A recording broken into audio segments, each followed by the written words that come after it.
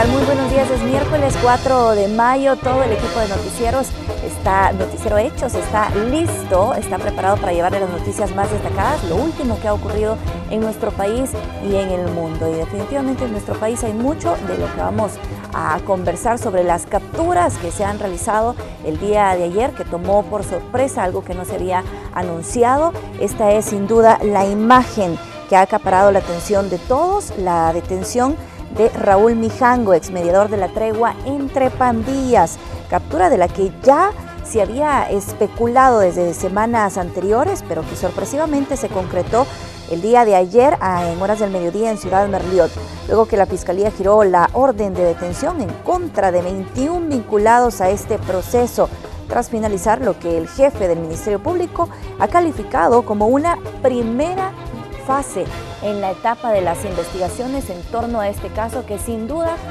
va a generar muchas reacciones en las próximas horas. Información de esto le tenemos más adelante en detalle.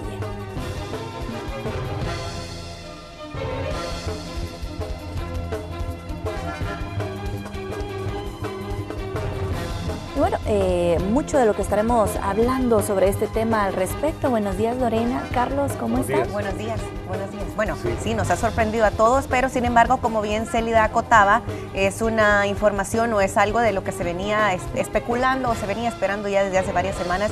A lo mejor ya existían los rumores, pero la Fiscalía pues esperó a tener toda la prueba y la evidencia documental que les permitiera pues entrar en acción, y por eso es que ya se realizaron varias capturas. Se sabe también de mandos medios de la Policía Nacional Civil e incluso de personas prófugas, que estarían prófugas, que tienen la orden de captura, pero que no se les ha hecho efectiva aún. Así que bueno, vamos a estar muy al pendiente de esta información, que seguro que se estará desarrollando más adelante en Noticiero Hechos. Así que pendientes, compañeros. Buenos días, también saludarles. Buenos días, Lorena. Buenos días, Célida. Buenos días, amigos en casa. Feliz miércoles. Uno supone que cuando ya se llega a este nivel, cuando se llega a las capturas, es porque la Fiscalía tiene establecido un caso, ¿no?, en contra de las personas, y no se van a dejar aventurar nada más, como decía Lorena, con evidencias poco sustentables a la hora de presentarlas ante un juez en una audiencia. En este caso existirá, vuelvo y digo, estamos suponiendo, porque no lo hemos visto, esta la presentará la Fiscalía en su momento, evidencia del involucramiento, la participación de estas personas en los ilícitos que se les estén atribuyendo, tanto ellos como los que no se han capturado todavía, y, como bien decía también, a la espera de quienes puedan salir en la segunda fase, porque dicen, esta es apenas la primera fase, pero bueno, viene una segunda fase, esto como las películas, ¿verdad? Una segunda parte, tal vez se va llegando más arriba o se va llegando más abajo, no sabemos quiénes puedan ir saliendo ahí, qué nombres haya que ir desempolvando. Lo cierto es que se ha reaccionado de diferentes formas y de diferentes sectores. Hay algunos que han reaccionado, hay otros que no han reaccionado. Así es, tenemos información importante al respecto. De hecho, Romeo Lemos tuvo la oportunidad de conversar con el señor Raúl Mijango, porque esto, como tú lo decías, Lorena, era algo que se venía especulando, se venía hablando de la posibilidad de una captura. Romeo Lemos conversó con él y más adelante le presentará él mismo los detalles, las declaraciones que obtuvo del señor Raúl Mijango. Pero sobre todo este tema, a nosotros nos interesa conocer su opinión, nos interesa que usted participe. Por eso le estamos preguntando a través de nuestro muro en Facebook, a su juicio, ¿cree que la Fiscalía actuó de forma eficaz en el caso de la tregua entre pandillas, que estas capturas que ya se han girado, estas órdenes de captura, le parece a usted que es lo correcto, la forma en la que se ha llevado a cabo? Participe con nosotros y más adelante vamos a compartir algunos de sus comentarios. Vamos a enlazarnos ya con Marcela Rivera, que está muy cerca por acá. Yo la vi cuando iba saliendo, Marcela. La quise saludar, hola Marcela, pero ya no pude, porque iba muy deprisa, desplazándose hasta este lugar donde hay información que trasladarnos. Marcela, buenos días, adelante. Buenos días, compañeros, así es, me he trasladado hacia la carretera panamericana, específicamente a la altura de la entrada del Plan de la Laguna en Antiguo Cuscatlán. En este lugar, como a eso de la 1:30 de la madrugada, una rastra colisionó acá. Vamos a enseñarles los daños que ha ocasionado esta rastra en este lugar, justo en la entrada del Plan de la Laguna. Como pueden observar en las imágenes, son bastantes los daños que se han ocasionado. Igual les voy a comentar de que hay personas lesionadas en este percance. Se trata del copiloto que resultó con lesiones graves. Él ya fue trasladado hacia un centro asistencial y el conductor, como en muchas ocasiones, se dio a la fuga. Las autoridades no descartan que se haya conducido en estado de ebriedad. Y vamos a ver, estamos viendo las imágenes, los daños ocasionados por este vehículo de transporte, y vamos a ver también que todo este tramo está cerrado porque hay diésel derramado en esos dos carriles de la carretera panamericana que lleva hacia el Boulevard Los Próceres. En todo este tramo está cerrado, compañeros. Es necesario que los amigos televidentes tengan precaución a la hora de conducirse en esta arteria, porque por esto ya se produjo el primer percance. Un vehículo tipo sedán color negro colisionó en este lugar. Él perdió el control de su vehículo y colisionó. Él ya fue remolcado por la grúa, y también vamos a enseñarle la rastra que ocasionó todos estos daños materiales en una de las viviendas que también tiene un rótulo que se vende y también que ha derramado el diésel. Según las autoridades, al interior de Cabezal hay botellas de alcohol, así que es necesario que ustedes, amigos televidentes, tomen las precauciones necesarias para evitar cualquier tipo de percance. Ya está la grúa acá para remolcarla. Compañeros, así mi información. Bueno, Marcela, entonces, reiterándole a los amigos televidentes, esto es sobre la carretera panamericana, ¿no? A la altura, bueno, metros después de la salida de Santa Elena, ¿no? Unos cuantos metros después de la salida de Santa Elena, integrándose a la carretera que de Santa Tecla conduce a San Salvador por la entrada al Plan de la Laguna. ¿Es así, no, Marcela? Claro que sí, Carlos, es sobre la carretera panamericana, justo como decías, a la salida de Santa Elena y también a la entrada del Plan de la Laguna antes de llegar a la municipalidad. Así que es necesario que se tomen en cuenta este percance que se ha ocurrido en horas de la madrugada, porque dos carriles están bloqueados. Además, esto se le abona el aceite, el diésel que ha sido derramado en estas arterias, y también las calles están bastante lisas porque ha llovido durante la madrugada y las primeras horas del día. Sí, vivimos diciendo que es peligroso conducirse cuando hay mucha lluvia, porque el derrame natural de aceite de los vehículos hace que la calle se vuelva más lisa cuando se mezcla con el agua. Pero vamos a revisar, Marcela, Célida, Lorena, la nota, el informe de lo que sucedió, y luego regresamos contigo para cerrar este informe. Marcela, adelante. Claro que sí, compañeros. Un fuerte estruendo despertó de manera repentina a los pobladores de la comunidad La Puerta en el Plan de la Laguna, Antiguo Cuscatlán. Y es que la excesiva velocidad nuevamente fue la protagonista de un accidente de tránsito en el kilómetro 5 de la carretera panamericana. Al venir nos encontramos de una rastra, lo que es, había impactado contra unas casas que están aquí entrando al Plan de la Laguna, y teníamos una víctima lesionada, estaba atrapada. Dicen que iban otras dos personas ahí, pero no tenemos conocimiento de ellas. ¿Venían tres a bordo? Al parecer nos dijo el policía de que habían otras dos personas, pero que no estaban. Según lugareños, en la zona se registran accidentes frecuentemente, por lo que hacen un llamado a las autoridades. Allá también se pasó llevando el taller del señor. Ya son 3 vehículos que pegan. La otra fue una donde transportan vehículos, pero solo uno, también vehículo grande, y después un carrito. A pesar del accidente, muchos conductores continuaban manejando a excesiva velocidad. Es así como 2 motociclistas también se accidentaron a unos metros de donde la rastra se estrelló. Es por esto que nuevamente se hace un llamado a tomar las precauciones debidas y así evitar ser parte de estos incidentes. Con imágenes de Gerson López, informó Antonio Valladares.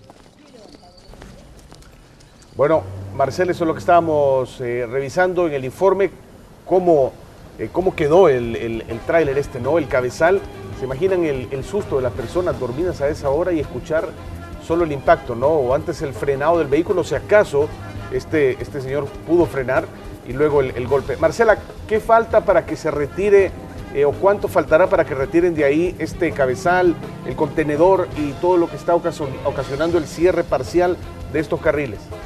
Claro que sí, como pueden observar en las imágenes, ya estamos a unos minutos para que este vehículo de carga ya sea retirado del lugar. También hace falta que empleados de la alcaldía o algunas autoridades también pongan acá arena para evitar que más vehículos continúen accidentándose en este lugar, porque hay que recordar, es importante que las personas tomen muy en cuenta que hay diésel derramado en 2 carriles de la carretera panamericana, así que es necesario que también las autoridades intervengan para evitar cualquier tipo de percances que se genere en este lugar, porque también estamos en una época lluviosa, según el meteorólogo, entonces es necesario que sí lo haga lo antes posible. Sí, sin duda.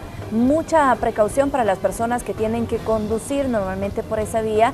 Y bueno, como tú decías, Marcela, apenas inician las investigaciones, pero en cualquiera de los casos, lamentable el hecho de haber encontrado ahí indicios de que la persona pudiese haber consumido licor, ¿verdad? Claro que sí, y eso hay que abonarle también que él se dio a la fuga. Ocasionó el accidente, su compañero, el copiloto, resultó con lesiones de gravedad y él se dio a la fuga en horas de la madrugada también, que a la 1:30 que se reportó este accidente. Ni siquiera se tomó el tiempo de ver si podía sacar a su compañero, ¿verdad? Sí, imagino que estaba muy complicado retirarlo de ahí, dijo, mejor me voy, no voy a hacer. Y además, énfasis en lo que tú decís, Marcela, hay diésel derramado, diésel del mismo cabezal, ¿verdad? El tanque de combustible pues evidentemente sufrió daños, el diésel se ha derramado y cuidado usted que va a ir conduciendo y si va fumándose un cigarrillo no vaya a dejar ir la colilla ahí encendida porque y quién sabe qué pueda pasar, ¿verdad? Es cierto que ya se ha diluido en el agua, pero sigue existiendo un riesgo, Marcela, con relación a esto. Muchas gracias por el informe, Marcela. Claro que sí, compañeros, yo me mantendré pendiente en las diferentes arterias de San Salvador para estarlos informando. Gracias, Marcela, buen día. Buen día. Buen día. Tremendo, ¿verdad? El accidente. Sí, qué peligroso. Sí, y fuertísimo, hay que tener en cuenta que es una de las principales vías, ¿verdad? Sobre todo las personas que vienen desde el occidente del país, que se quieren incorporar, pues ya sea a los próceres o también a la Monseñor Romero, eso para no quienes son quieran las 6 cruzar ahí todavía, la zona de los Afortunadamente ya se están haciendo las gestiones para retirar ese cabezal. Y también Néstor Hernández, a quien alcanzamos a ver ahí. Compañeros, buenos días. días. Hola, Alejandra. Buenos días. Compañero, buenos días. Vamos a mostrarles el reporte. Sí, no, adelante. Sí, adelante, el reporte del Néstor, tráfico vehicular a esta hora de la mañana se lo vamos a hacer a esta hora sobre la calle, el Boulevard Constitución y la calle Volcán. Van a ver ustedes cómo se encuentra acá el tráfico bastante despejado a esta hora, a pesar que sí hay una carga vehicular bastante fuerte. Van a ver ustedes, incluso hay miembros de la Policía Nacional Civil de la División de Tránsito haciendo su respectiva vía para movilizar el tráfico. Comentarles que no es la única cuadra donde hay policía la Policía Nacional Civil, también está en la avenida Washington, esto para poder movilizar rápidamente a los vehículos. La idea es darle prioridad al Boulevard Constitución, ya que saben ustedes que a diario son miles de automovilistas que vienen por la zona de la calle de la carretera de Oro, que vienen por la zona de la Gloria, así que esa es la intención, movilizar rápidamente al Boulevard Constitución, así que en estas 2 cuadras, de la avenida Washington y acá en la calle del Volcán, hay bastante presencia policial para movilizar a los vehículos del Boulevard Constitución. Así que vean ustedes, este es el panorama, este es el sentido que viene del redondel Chapi-Handal, y ya a pesar de que son apenas las 5 de la mañana con 59 minutos, ustedes pueden ver bastante vehículos acercándose a la capital, ingresando por la zona de la carretera de Oro. Así que compañeros, este es el reporte del tráfico vehicular acá en esta zona, bastante despejado todavía, pero en unos minutos parece que sí va a estar un poco más complicado porque ya se puede ver una cantidad importante de vehículos en ese sector. Regreso con ustedes hasta el estudio. Gracias, Néstor. Estamos con Alejandra también, ¿no, compañeras? Buenos días, Alejandra. Así es, compañeros, buenos días. Aparte de la información de la agenda periodística que le estaremos dando cobertura durante este día, bastante movido, sobre todo porque obviamente todos los medios de comunicación vamos a andar detrás de reacciones sobre esas detenciones, sobre el caso de la tregua. Sin embargo, tenemos parte de lo ya pautado. Por ejemplo, a las 8 de la mañana, la Mesa del Cambio Climático de El Salvador realizará foro nacional, el Acuerdo de París y la acción del Estado salvadoreño. También a las 8:30 de la mañana, el Sindicato de Trabajadores de la Secretaría de la Cultura denunciará algunos problemas que enfrentan ellos al interior de la institución. A las 9 de la mañana, el gobierno de la República de China-Taiwán entregará al Ministerio de Salud un donativo para el control biológico del Aedes aegypti, para este tema del dengue, el Zika y estas enfermedades. También a las 10 de la mañana, las autoridades del Ministerio de Obras Públicas supervisarán la construcción del sistema de laminación de aguas lluvias y colector de descarga en comunidades de San Felipe, esto en Ilopango. Y finalmente, a las 10 de la mañana, el alcalde de San Salvador, Nayib Bukele, dará conferencia de prensa para hablar de los avances en la recuperación del Centro Histórico de San Salvador. Esto es parte de lo que le estaremos dando cobertura a los equipos de Noticiero Hechos. Como les decía al inicio de mi intervención, obviamente el tema principal serán las reacciones sobre este caso de la tregua entre pandillas, y también es importante saber si ya se hicieron efectivas las 21 órdenes de captura, porque hasta ayer solo iban 18, entonces habrá que ver qué sucedió durante la noche y madrugada. Y pues más adelante, más información de este tema. Sí, justamente de eso vamos a estar hablando ya en unos minutos. Alejandra, muchas gracias por compartirnos la agenda informativa para este día. Néstor, muchas gracias por tu reporte también. Buen día para ambos. Buenos días. Buen día, compañeros. Buenos días. Buenos días. Vamos de inmediato con nuestros titulares para esta emisión. Creo que hasta mucho tiempo se ha tardado en girar. Pues sin lugar a dudas la Fiscalía tiene todo el derecho, el deber y sobre todo la obligación de promover la acción penal contra estas personas. Tenemos todas las reacciones sobre la detención de al menos 18 implicados por el caso de la tregua entre pandillas. Ya le contamos los detalles.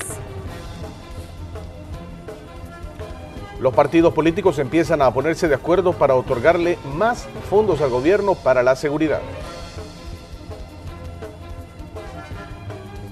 En esta emisión de noticias tenemos la impactante historia de una persona que se debate entre la vida y la muerte tras ser atacada por un cocodrilo. Cansado de la situación, pasajero toma la justicia en sus manos y asesina asaltante en un autobús del transporte colectivo. Tenemos los detalles. ANDA continúa con acciones de emergencia para paliar la crisis por falta de agua. Sus autoridades aseguran que la situación podría empezar a normalizarse en algunas comunidades. Ya le contamos.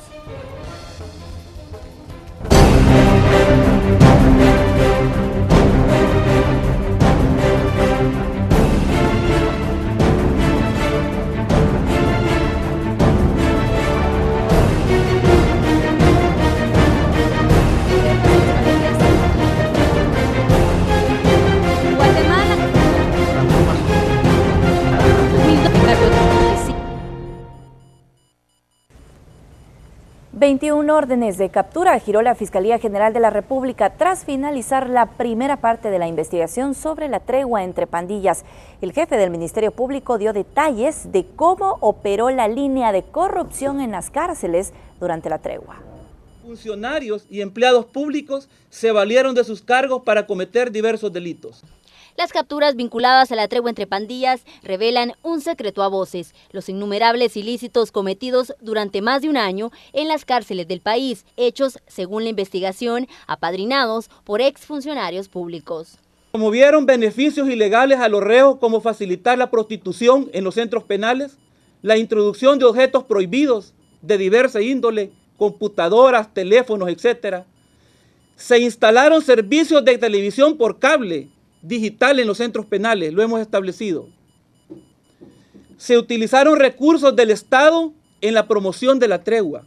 Además de los ilícitos introducidos a las cárceles como videojuegos, televisores y grupos musicales, la Fiscalía detectó la malversación de al menos $2 millones de las tiendas de los centros de detención. Pero ¿cómo operaban los involucrados? Por ejemplo, en el caso del señor Óscar Antonio Aguilar Hernández, que es el comisionado de policía, participa con vehículos oficiales facilitando y trasladando a los miembros de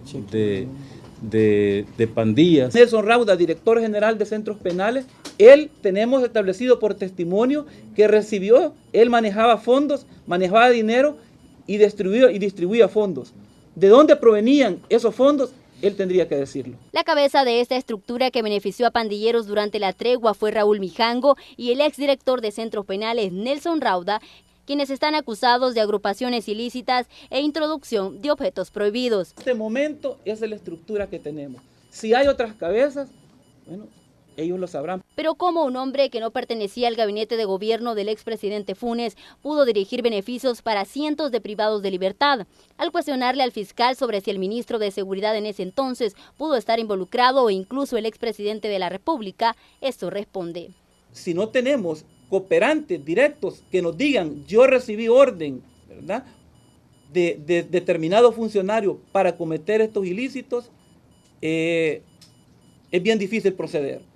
Si usted me pregunta qué creo yo creo que estas personas posiblemente recibieron instrucciones más allá. La Fiscalía reconoce que la tregua no solo benefició a los pandilleros privados de libertad, también permitió que las estructuras delictivas se fortalecieran con armas y dominio en el territorio. La bandera con la que muchos defendieron la tregua, asegurando que favoreció a la reducción de los homicidios, se cae. El Ministerio Público revela que los pandilleros solo cambiaron su forma de operar.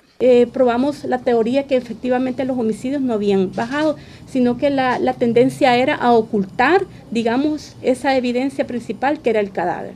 Y lo mismo lo dicen muchos pandilleros, que no hubo tal cese de homicidios, sino que al contrario, no tenían que dejar una evidencia para dar como o calentar la zona donde ellos prácticamente operaban. De 21 procedimientos ordenados por la Fiscalía General de la República, aún falta realizar 3 capturas. El Ministerio Público dice que la investigación queda abierta y no descartan más detenciones. Con imágenes de Roberto Martínez, este es un reporte de Raquel Herrera.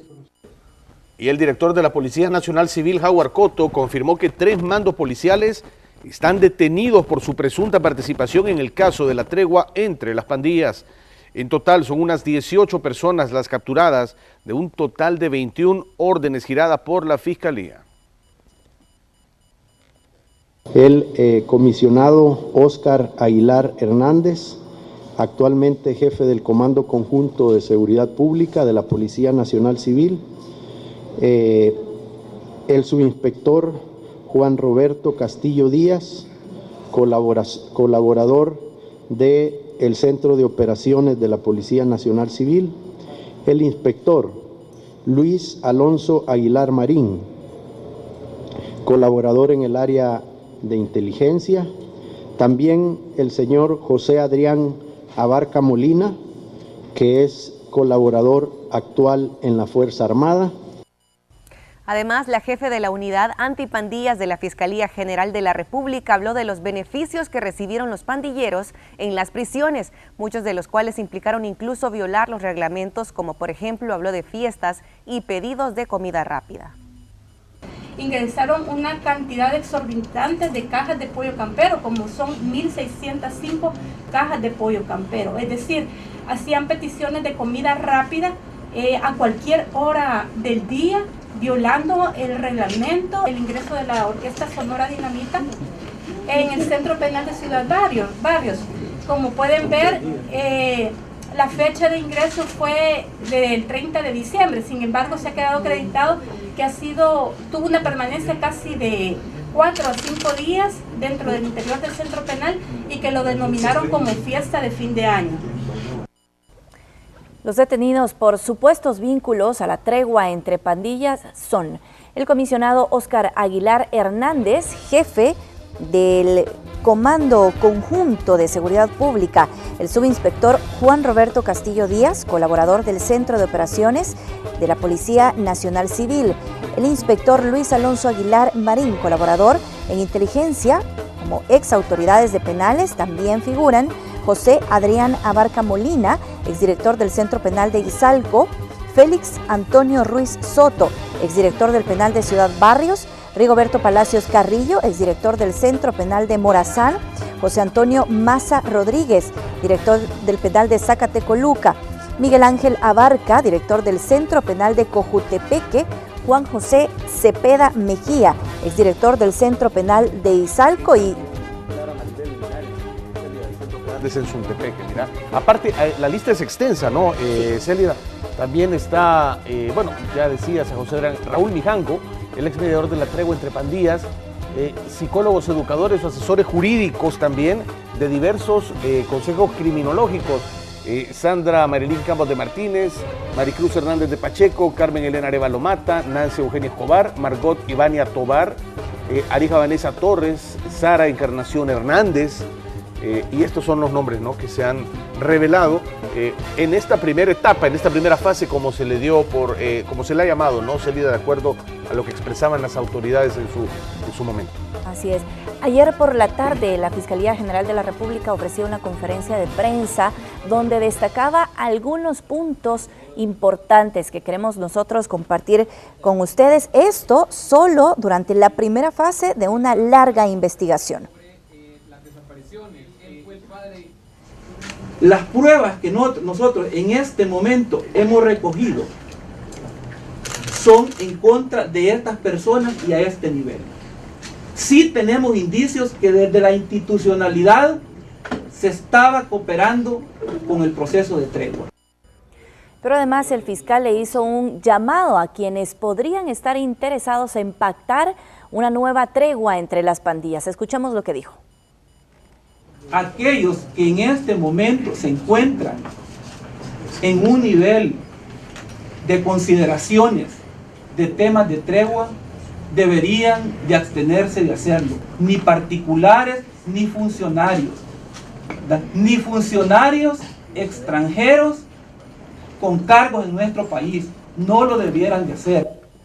Bueno, es una exhortación, ¿no?, del fiscal general a aquellas personas que estén considerando o que pues ya estén viéndose involucradas en este tema de negociar de cualquier forma con estas estructuras, que se abstengan de hacerlo, ¿no? Evidentemente estamos viendo que se han realizado capturas, pero estas capturas y los hechos que pueden estarse vinculándoles pueden haber sucedido antes de algunas modificaciones legales, ¿no? Habrá que ver cómo se ajusta esto, porque recordemos que la ley no es retroactiva, ¿verdad? Sí. Entonces tiene que haber una figura penal ahí, como decíamos al principio de la emisión, la Fiscalía debe tener esto muy bien sustentado para proceder de esta forma, pero es necesario también recordar, Lorena, Célida, cómo comenzó y hacer un preámbulo de esto, ¿no? Sí, y en parte esto, Carlos, responde a la pregunta que hacían ayer mismo los periodistas. Mire, ¿qué pasa también con dirigentes del partido Arena, por ejemplo, que recientemente vimos un video donde estaban reunidos con líderes de pandillas? Un poco la respuesta a eso, él hacía el llamado también y decía, bueno, para quienes estén pensando en la posibilidad de nuevamente hacer una tregua, pues ahí están un poco las consecuencias. Y llama la atención también lo que decía el fiscal, que al parecer habrían órdenes que pudieron haber venido de más arriba, decía, ¿no? Sí, bueno, dice, es que al final dicen que la pita se corta del lado más delgado, ¿verdad? Habría personas que estarían con esta iniciativa o con este indicio de que a lo mejor estas personas tuvieron que actuar por órdenes de mandos superiores. O sea, pero sin embargo, si no se encuentra ninguna evidencia que sustente esto, no se puede actuar. Eso de que la pita se rompe por el lado más delgado es como en salvadoreño, al chucho más flaco se le pegan las pulgas. También. ¿Verdad? Sí. Y a ver si caen. Sí, bueno, recordemos que es la primera etapa de las investigaciones, pero ¿qué les parece si vemos un resumen de los hechos que marcaron esta tregua entre pandillas pactada en el 2012? Fue en marzo de 2012 que una investigación periodística del periódico digital El Faro sacó a la luz que había un acercamiento entre las pandillas, algo diferente. Estos grupos, que por años se habían atacado entre sí, habían establecido un acuerdo con el fin de bajar las cifras de homicidios. Aquellos que andan soñando y difundiendo de que esta es una guerrita que la van a ganar en 6 meses y que esta solo es una tormenta que ya va a pasar, yo los invitaría a que revisen la historia. Como mediadores de esta tregua entraron en escena el exdiputado Raúl Mijango, el padre Fabio Colindres y otros miembros de iglesias, entre los que estaba el nuncio apostólico de ese momento. Porque no hay nada imposible para Dios. Al principio, la tregua se vendió como un proceso que frenaría los altos índices de muertes violentas. El descenso dio un respiro a las autoridades de seguridad pública, que no habían encontrado la fórmula para enfrentar la violencia generada por las pandillas. Hemos vivido jugando con nuestras vidas, muriendo y matando por la pandilla, ¿verdad? El proceso pasó de ser un rumor a un proceso formal en el que incluso se involucró la Organización General de Estados Americanos impulsándolo. Y lo que hemos visto nos sigue llenando de esperanza.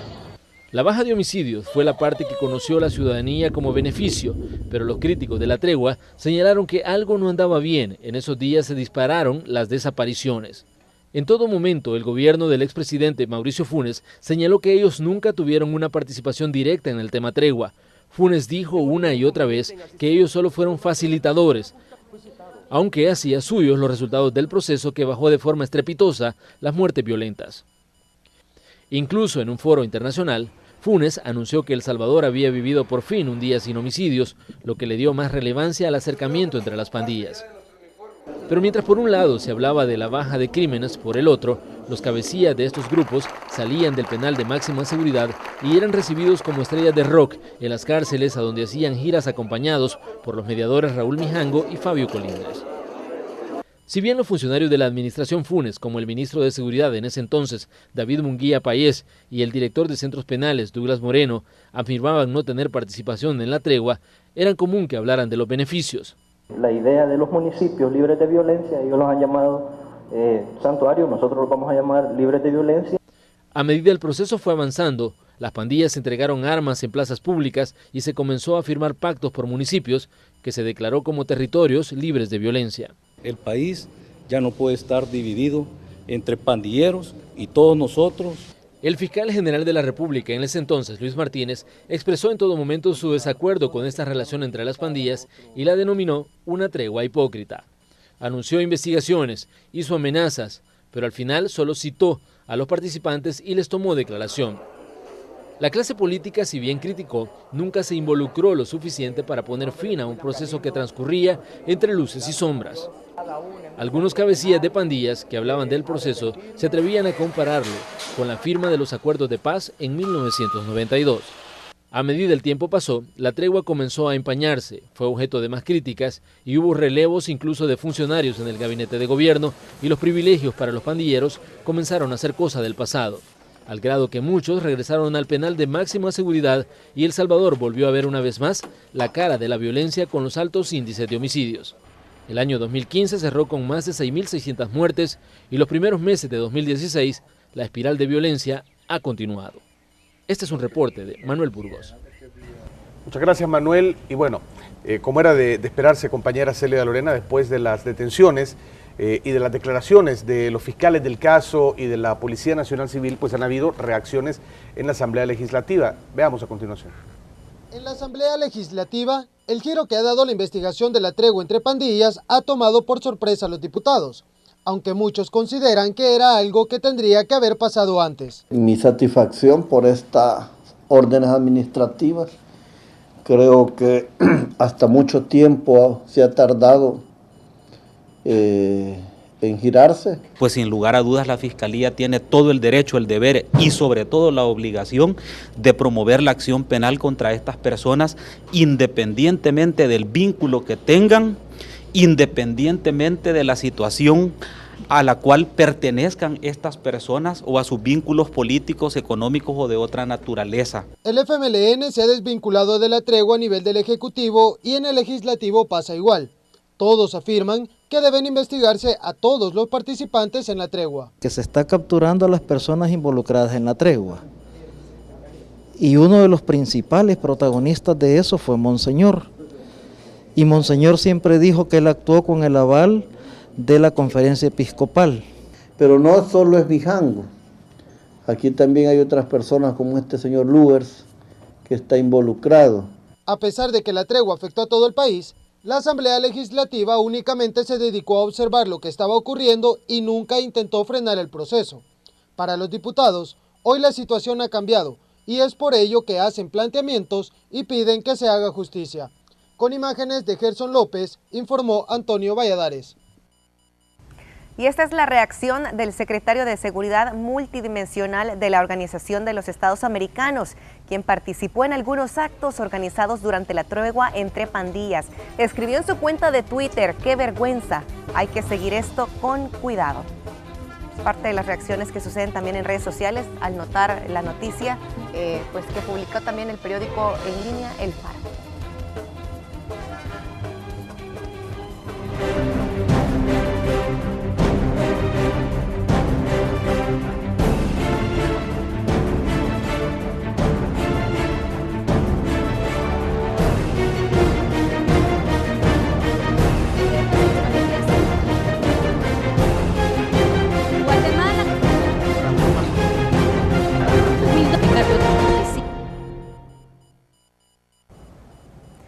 Bueno, seguramente este tema va a seguir generando reacciones y es por eso que nosotros como medio de información estaremos muy al pendiente de lo que ocurra. Más adelante en la entrevista de esta mañana con Romeo Lemus se seguirá abordando este tema. Como ya se lo mencionábamos, él tuvo la oportunidad de conversar con el señor Raúl Mijango días atrás, justamente cuando se empezaba a especular de la posibilidad de una captura en su contra. Veamos parte de sus declaraciones. Bueno, la vamos a ver parte de las declaraciones más adelante en la entrevista, así que le invitamos a que se quede con nosotros.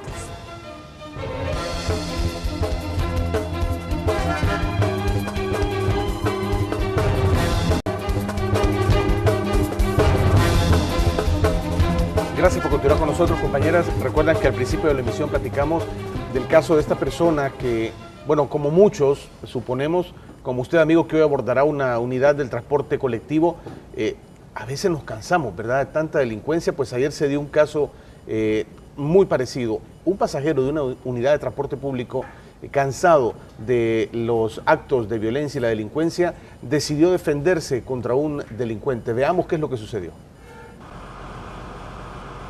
Dos sujetos presuntamente pandilleros se subieron a una unidad del transporte colectivo para robar a los pasajeros. Sin embargo, uno de los usuarios que portaba su arma de fuego se defendió y le disparó a uno de los ladrones. Al parecer como que venían asaltando dos sujetos y se dio ahí un forcejeo y resultando como muerto una persona, más que todo de los delincuentes, que venían dos, uno adelante y uno atrás, y como que al momento de asaltar resultó un pasajero que se defendió y ocasionándole la muerte a uno de ellos.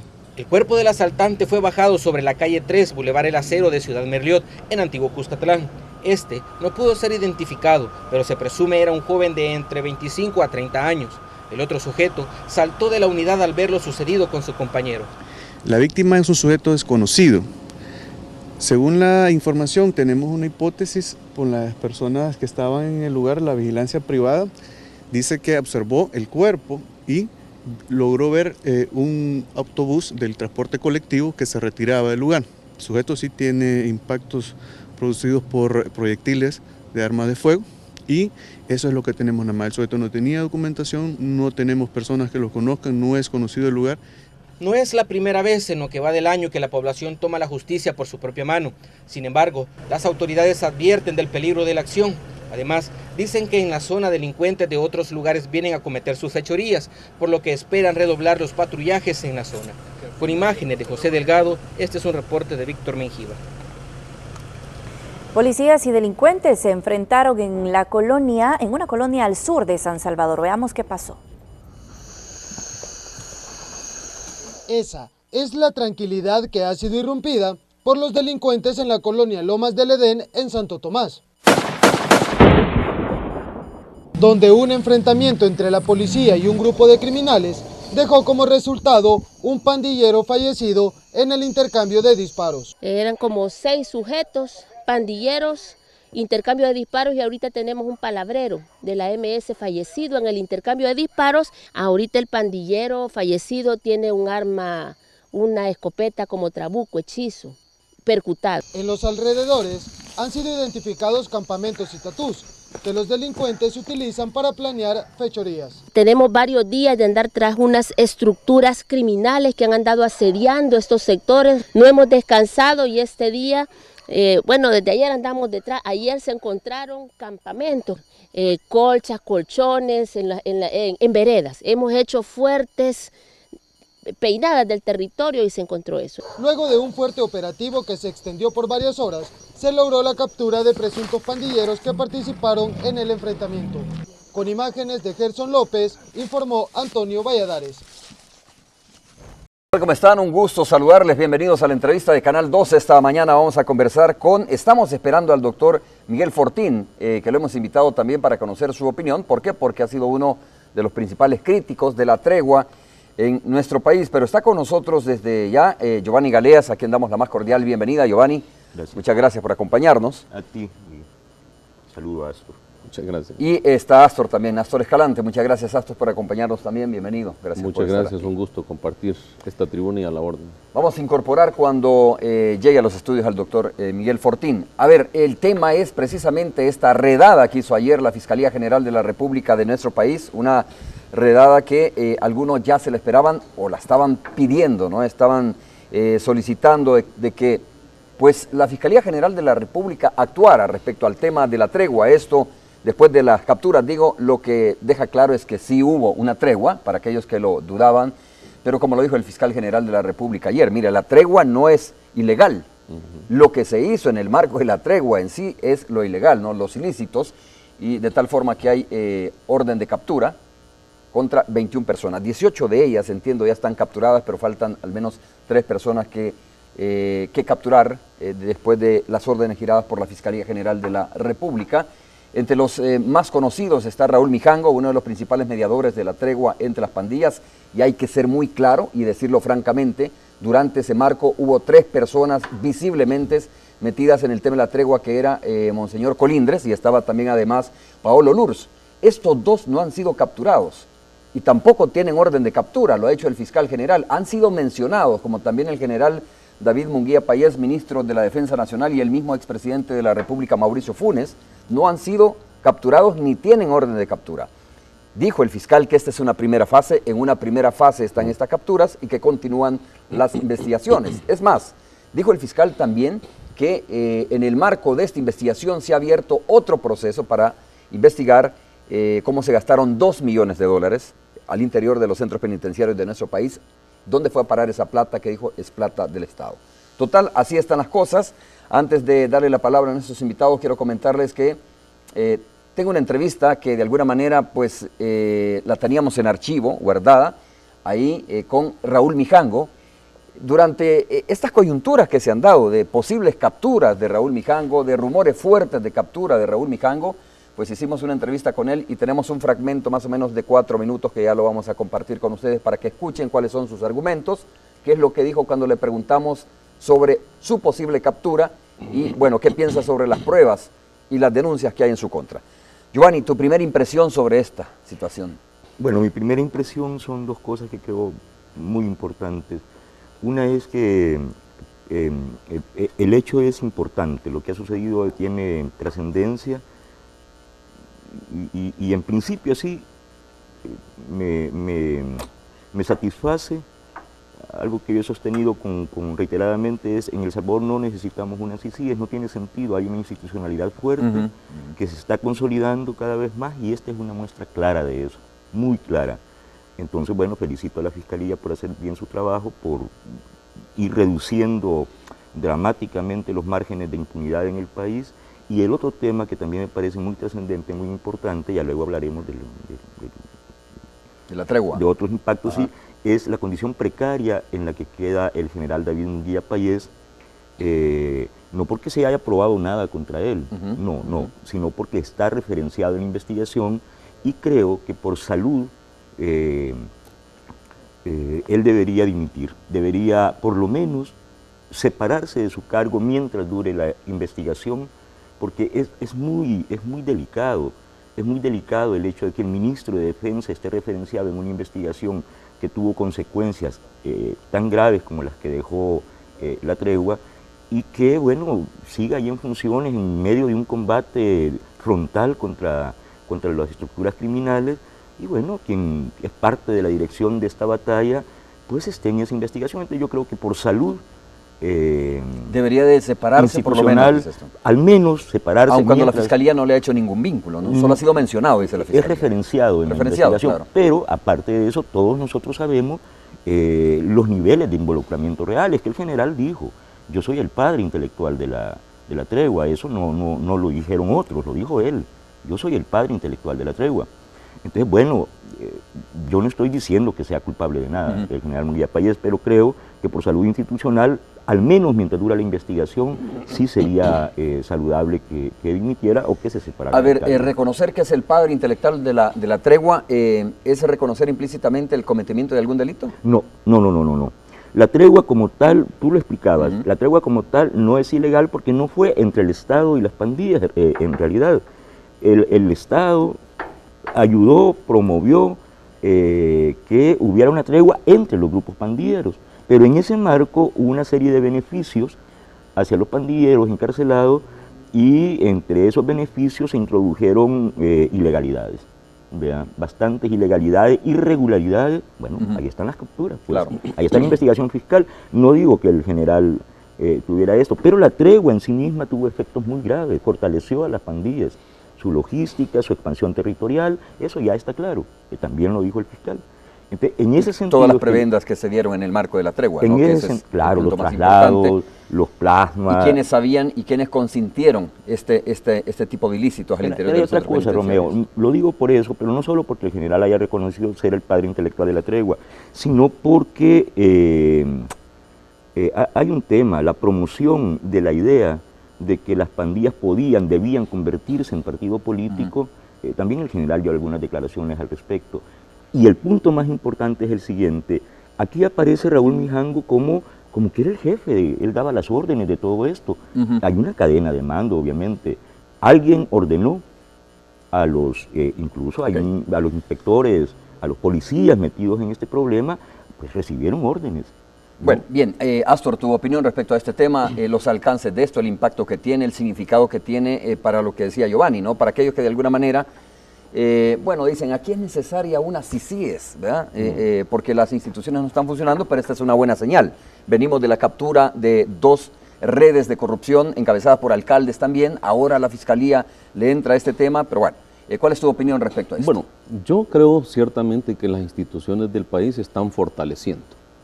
Yo creo que las instituciones del país están entrando en una nueva realidad, en una nueva perspectiva, y creo que es importante, por supuesto, que las instituciones también actúen apegados a la Constitución de la República, a las leyes y principalmente a la objetividad. Es importante que los funcionarios sean serios, es importante que los funcionarios en un momento determinado político, incluso en una coyuntura política, económica o social, no se vayan a prestar a presiones de sectores que a veces no se miran, de actores políticos y económicos tremendamente incidentes, influyentes, y presionan a las autoridades para que actúen de determinada forma, y yo espero que los funcionarios no vayan a generar una actuación en donde en un momento determinado no puedan sustentar capturas como las que se han presentado en este momento. ¿Por qué digo esto? A mí me pareció un show, una ofensa, cuando se hizo todo un operativo policial espectacular y se capturó a un médico por el intercambio de 2 niños en un hospital privado. Me pareció eso una ofensa. Se trató a ese médico como el mayor criminal del país y todo un montaje, una cosa, no sé con qué propósitos. Y luego resulta que ayer, antier, me daba noticia que queda exonerado. A propósito, feliz día por la libertad de prensa, que fue ayer. El día de ayer, Día de la Cruz también. Feliz día a los periodistas y a los medios. Yo habría querido que un despliegue en la exoneración de este doctor, que yo no recuerdo el nombre, hubiera sido similar al momento de su captura, al momento que llegaron al hospital privado con el, no sé si el GRP y todo algo. Cuando se capturaron, por ejemplo, los exseleccionados de la selecta salvadoreña, los amañadores, que no meten muchos goles, por cierto, pero me pareció que los trataron como sendos criminalazos. Y muy probablemente en el país, gol a toda la afición. Y muy probablemente en el país está pasando que hay personas o sectores que cometen mayores crímenes, hasta mucho más sangrientos, pero no sale la sangre, que estas personas. Ok, pero espérame, entonces ¿estás bajándole perfil al tema esto de que está haciendo la Fiscalía respecto a la tregua? O sea, ¿te parece que es un show esto? No, que a mí me parece que es importante hacer el llamado. Me parece que es importante felicitar la determinación del fiscal Douglas Meléndez y su equipo de trabajo, el director de las áreas especializadas, el licenciado Aldan Hernández, y otros funcionarios importantes. Me parece que es fundamental. Ahora, lo fundamental va a ser explicar cada caso en particular. Ingreso de objetos. Individualizar los casos. Exactamente, asociaciones ilícitas en cada uno de estos casos y ver los niveles de participación de estas personas. Doctor Miguel Fortín, bienvenido, muchas gracias por incorporarse con nosotros. Muchas gracias. Un gusto tenerles. Miren, voy a hacer eco de este tweet de el señor Luis Montes Brito, que creo que algunos de ustedes lo conocen. Sí, claro, un saludo, por cierto. Que hace, por cierto, 5 preguntas, y lo pone 5 preguntas incómodas sobre capturas anunciadas por la Fiscalía sobre el caso de la tregua de las maras. Y se lo voy a leer porque me parece muy interesante, ¿no? Preguntas que parecen básicas, pero tienen bastante fondo. Las capturas tenían la suficiente autoridad, o los capturados, mejor dicho, tenían la suficiente autoridad para darle tantos beneficios a los mareros. Los capturados, se pregunta. La 2, los capturados disponían de suficientes recursos personales del Estado para todas las prebendas que le dieron a los mareros en los penales. Y esta pregunta es bien interesante, ¿por qué el organismo de inteligencia del Estado, la inteligencia militar, la inteligencia de la Policía Nacional Civil, no sabían lo que hoy se conoce públicamente a través de la Fiscalía General de la República? Esa es una pregunta que él se hace, pero a lo mejor sí lo sabía, ¿no? 4, ¿tuvo alguna responsabilidad de acción u omisión Munguía Payés como ministro de Seguridad en ese momento? ¿Serán los capturados el nivel más alto y el cerebro que diseñó el implemento de la tregua? Son las preguntas que se plantean. Doctor. Bueno, pues sí, muchas gracias y disculpas por la tardanza, esto de la lluvia. Está fuerte el tráfico además, ¿no? No, pero es que increíble, por la lluvia, si yo vivo a 2 kilómetros de aquí, dije, en 15 minutos vengo, los saludo, les doy el café y todo, pero no fue así. Bueno, la cuestión es que primero creo que hay que felicitar a la Fiscalía, no al fiscal general, que también hay que felicitarlo, pero a toda la Fiscalía, ¿verdad? Es decir, en su acción. Pero comparto con Astor que hay que seguir profundizando, que ese es un poquito, para que no se quede en una cuestión mediática, que ese es un poquito el sentido de las preguntas que muy bien se hace el caballero en cuestión, porque realmente tenía esta gente no sé cuántos millones de dólares. 2 millones, dice la Fiscalía, ¿no? Más o menos. Claro, pero es que son más millones si usted considera todo lo que implicaba la movilización, inclusive, y el paralizamiento de las estructuras, ¿cómo se llama?, militares o policiales, que también iban a volverse para atrás. O sea, no solo es dinero, es poder también. Claro. Entonces, estas personas están involucradas en esto, y ya lo dirá el tiempo, y ojalá no se trate nada más, porque en El Salvador los nombres se ensucian con una gran facilidad. Gracias a Dios, yo sí me acuerdo del nombre del ginecólogo, pero no lo digo porque verdaderamente era un hombre totalmente inocente desde el principio. O sea, solo para decir una cosa que no es de lo que estamos hablando, pero los ginecólogos no son los que agarran a los niños, pues. O sea, el ginecólogo está trabajando con la señora y le pasa el niño al pediatra y a la nursería y sigue trabajando con la señora. O sea, agarrar al ginecólogo por algo en lo que él no tenía responsabilidad fue un show mediático. Sí, pero ¿a qué viene la comparación, decía yo, no? La comparación viene precisamente a que nos quedemos nada más en este caso. Vaya, por ejemplo, yo no conozco, aún no conozco de la gente que está detenida ahora. ¿Es culpable o son culpables o no? No lo sé, la ley lo va a decir. Pero cuando hay un show mediático, el nombre de las personas queda, porque aquí en El Salvador es lo que decía, somos culpables aunque se demuestre lo contrario. Es decir, si alguien viene y lo sacan y se lo llevan preso, como la gente ya no cree en las instituciones, entonces resulta que muy rápidamente se termina diciendo, ese es un mañoso, ese es culpable. Y después resulta con que no era culpable. ¿Teme de que estos no sean culpables y que sea nada más un show de nuevo, digo? No, yo creo que la Fiscalía está actuando bien y creo que es de felicitar la acción de la Fiscalía. Pero comparto las mismas preguntas que hace el caballero, ¿cuál es el apellido? Perdón. Montes Brito. Montes Brito. Presume usted que sí, que estos son operativos, doctor, y que los intelectuales, o esta es la punta del iceberg nada más respecto a este caso. Pues yo diría, no sé si ellos tienen tanto dinero como para poder paralizar la respuesta del Estado y provocar una tregua. Y del otro lado, y no es que me caiga bien el señor Mijango, por ejemplo, ni bien ni mal, realmente, no conozco a 2 personas porque también lo he visto alguna vez.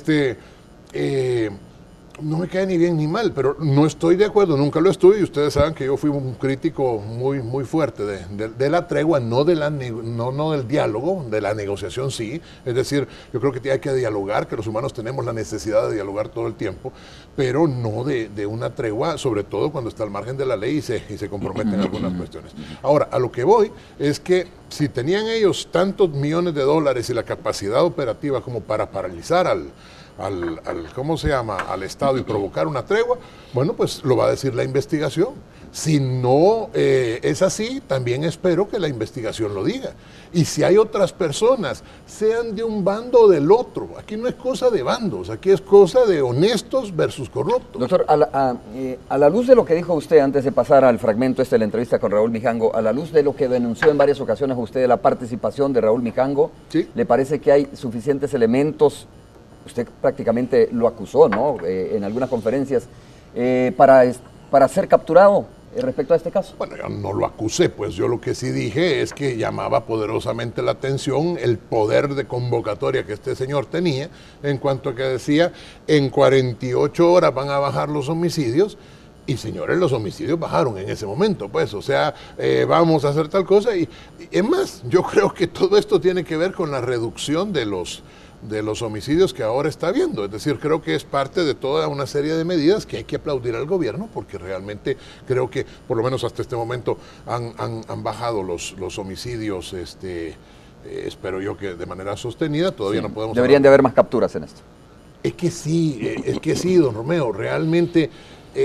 seamos objetivos, ninguno de ellos iba a dar $2 y pico millones para estas cosas. No tenían la capacidad ni operativa ni de fortaleza. Además, es que la inteligencia militar es tan poco inteligente como para no saber nadie del Estado Mayor o de lo que sea, que había una tregua y qué es lo que se estaba fraguando detrás de todo esto. Yo creo que son preguntas que parecen sencillas, pero que no lo son, porque realmente son de mucho y de muy fondo, porque realmente lo que nos están diciendo es, miren, no nos quedemos con la cáscara, pues, o sea, está bien agarrar a estas personas si son culpables. ¿Se atreve a decir nombres? Digo, no es acusación, ¿se atreve a decir nombres a quién debería de investigarse? Sí, por supuesto. ¿Quiénes son? A ver, se llama General Munguía Payés. Ajá. O sea, no estoy diciendo que sea culpable. No, por eso digo. Pero estoy diciendo que hay que investigarlo sin duda alguna. Y yo casi me atrevería a decir que está siendo investigado.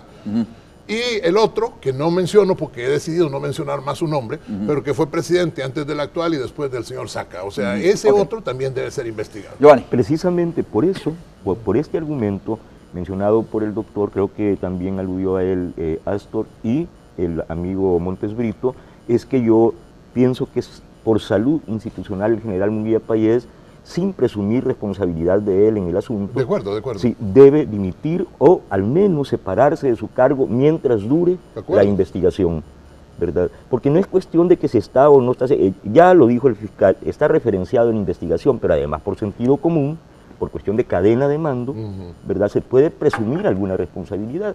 Entonces, por salud debe presentar o separarse de su cargo.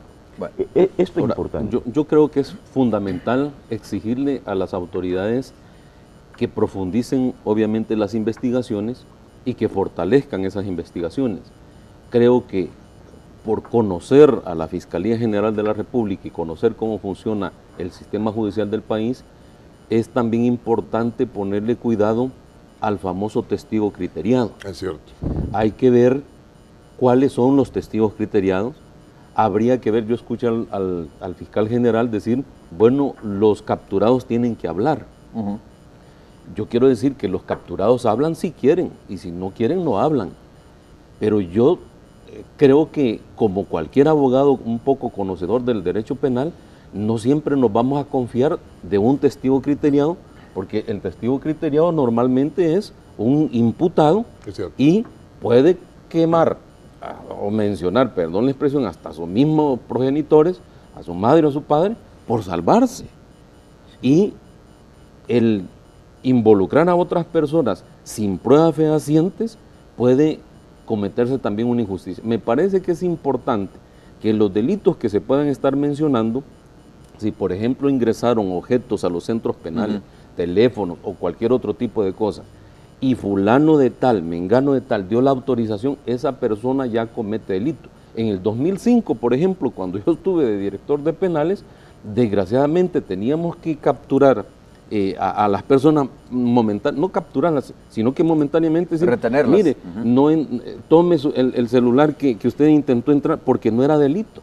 Fue hasta el 2006, cuando este servidor era viceministro, trabajamos con el coronel Almendaris, que dicho sea de paso, están haciendo un buen trabajo la Comisión de Seguridad. Qué bonito como hablaron ayer en la noche. En su conjunto, la Comisión de Seguridad de la Asamblea Legislativa le está aportando al país para mejorar la seguridad. Con el coronel Almendaris y otros diputados trabajamos la confección de ese delito, que es prohibición de objetos a los centros penitenciarios, lo pusimos en el Código Penal y también lo prohibimos en la ley penitenciaria. Entonces, ahora ya hay ciertas herramientas que se pueden echar. Entonces, si dentro de ese marco las personas capturadas tienen elementos concretos de prueba, indicios, y la Fiscalía, los tiene, que los presente y que sea todo muy contundente en la actuación de los fiscales en los tribunales. Pero yo me perdí en algo, Astor, o me confundí, pero creo que estás poniendo en duda, las irregularidades existen, esos son hechos notorios. Hubo fiestas que duraron hasta 4 días, y esto hay testimonialidad sobre eso, hay videos. Hay videos. ¿Verdad? Sí. O sea, salieron plasmas de ahí, bueno, el fiscal anterior, Luis Martínez, fue a sacar plasmas, incluso se armó mucho revuelo con eso. Ahí habían no solo teléfonos celulares, tablets, computadoras, en las celdas, dentro, o sea, los presos tenían esas plasmas. Pero la ley penitenciaria, Astor, ¿permite eso, no permite eso? Tener televisores, no, tener cables, como perdona, no sé si cables, pero televisores, y no especifica qué tipo de televisiones. Mira, la ley penitenciaria no es específica, pero la lógica te permite ingresar un televisor para fines propedéuticos, para fines de rehabilitación en espacios comunes, en las celdas, plasmas y computadores. Pero ya, por ejemplo, tablets. El tema de las fiestas y todo eso, sí, claro. No lo permite. Y en eso hay que decirlo claramente, en eso la Fiscalía tiene que determinar quién autorizó el ingreso, cómo ingresaron las mujeres, romper un poco el morbo sobre esto, porque en un centro penitenciario pueden entrar en visita a las mujeres, vestidas desde luego, y quedarse de seguro, y dentro del penal maniobrar algunas cosas. No, pero mire, licenciado, en el video ese estaba un guardia de estos filmando las cosas. Pues. Yo no quiero decir que lo que ha pasado sea indignante y toda la cosa. Hay que determinar quién ordenó eso, quién facilitó. Pero porque solo para terminar la idea. Porque, por ejemplo, si eso lo permitieron estos agentes, estos custodios, el director del penal, o si hubo una orden, lo difícil que va a tener la Fiscalía, y lo digo desde ya, es ver una orden objetiva y adscrita. Es que la pregunta es, ¿han sido capturados los intelectuales o los operativos? ¿No? Y entonces tienen que probar o los mandos medios. Vamos a hacer la pausa, Astor. Tienen que probar eso. Regresamos en breve. Cuando regresemos vamos a escuchar ese fragmento, más o menos dura unos 4 minutos, este fragmento de la entrevista que en su momento hicimos a Raúl Mijango. Lo dije cuando comenzamos el programa. Esa entrevista nunca la pasamos al aire, la teníamos en archivo y se hizo en un momento en donde se hablaba mucho, ¿no?, sobre la posible captura de Raúl Mijango. De tal forma que él dice, entre otras cosas dice, no sé si lo recoge este fragmento, pero en la entrevista dice, en el marco del desarrollo de la entrevista dice, incluso he pagado mis servicios funerarios, porque sé que esto tiene su costo. Volvemos a ver.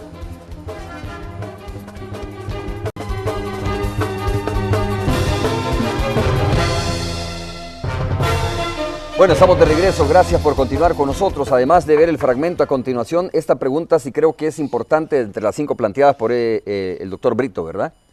O el señor Brito. Me parece importantísima la pregunta número 3.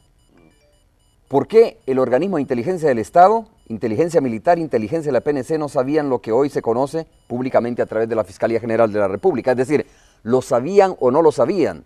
Y si lo sabían, ¿por qué no hicieron nada? Si lo sabían, fueron cómplices de esta situación, ¿no? Si lo sabían y no eso se plantea. Escuchemos a Raúl Mijango a continuación. Es que las pruebas hasta hoy yo lo que siento es que es una gran especulación, son ese tipo de novelas que se construyen en los organismos de la inteligencia policial que más bien obedecen en algunos casos a la necesidad de perjudicar personas. En ese sentido, pues, yo desestimo todo ese tipo de pruebas porque estoy plenamente consciente de mi inocencia en ese hecho. ¿Te han estado espiando o siguiendo, según tú? Pues yo entiendo que sí, para alguien que ha estado en una labor tan emblemática como en la que yo he estado, tan tabú como en la que yo he estado, he considerado hasta natural que me vigilen y que me investiguen. Por eso jamás he cambiado desde que inicié mi número telefónico. Es un número público, yo se lo doy a medio mundo, porque yo parto de que no tengo nada que esconder. La labor que he estado desarrollando tiene un alto contenido patriótico, tiene un alto contenido humanístico, porque lo único que yo he estado haciendo es tratando de abogar porque haya paz en el país. Raúl, ¿cómo comienza este proceso de tu involucramiento en el tema de las pandillas como mediador?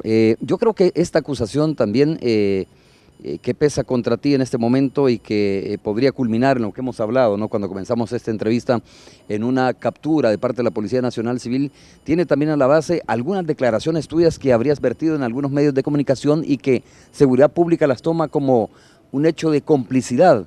De hecho, recuerdo en una entrevista que estuviste conmigo en Canal 12, tú decías, bueno, denme 72 horas y yo resuelvo esto, yo resuelvo el tema de los homicidios, ¿no? Fue, por cierto, un momento que había un alza de homicidios, un repunte de homicidios. Luego, das otras declaraciones en donde haces o dejas entrever que estás en sumamente contacto con las pandillas en el país y que, por lo tanto, estarías en una especie de complicidad con las pandillas. Pues el concepto de complicidad no lo acepto. Yo lo que he tenido es una relación con los miembros de las pandillas porque es parte del trabajo que yo hago. Acordate que nosotros iniciamos este esfuerzo con Monseñor Colindres conscientes de un elemento. Estas personas son las que representan buena parte del problema de violencia que agobia al país. Pues la única forma de superar violencia es que los conminemos a que sean parte de la solución del problema, y para eso tú tienes que estar en comunicación permanente con ellos.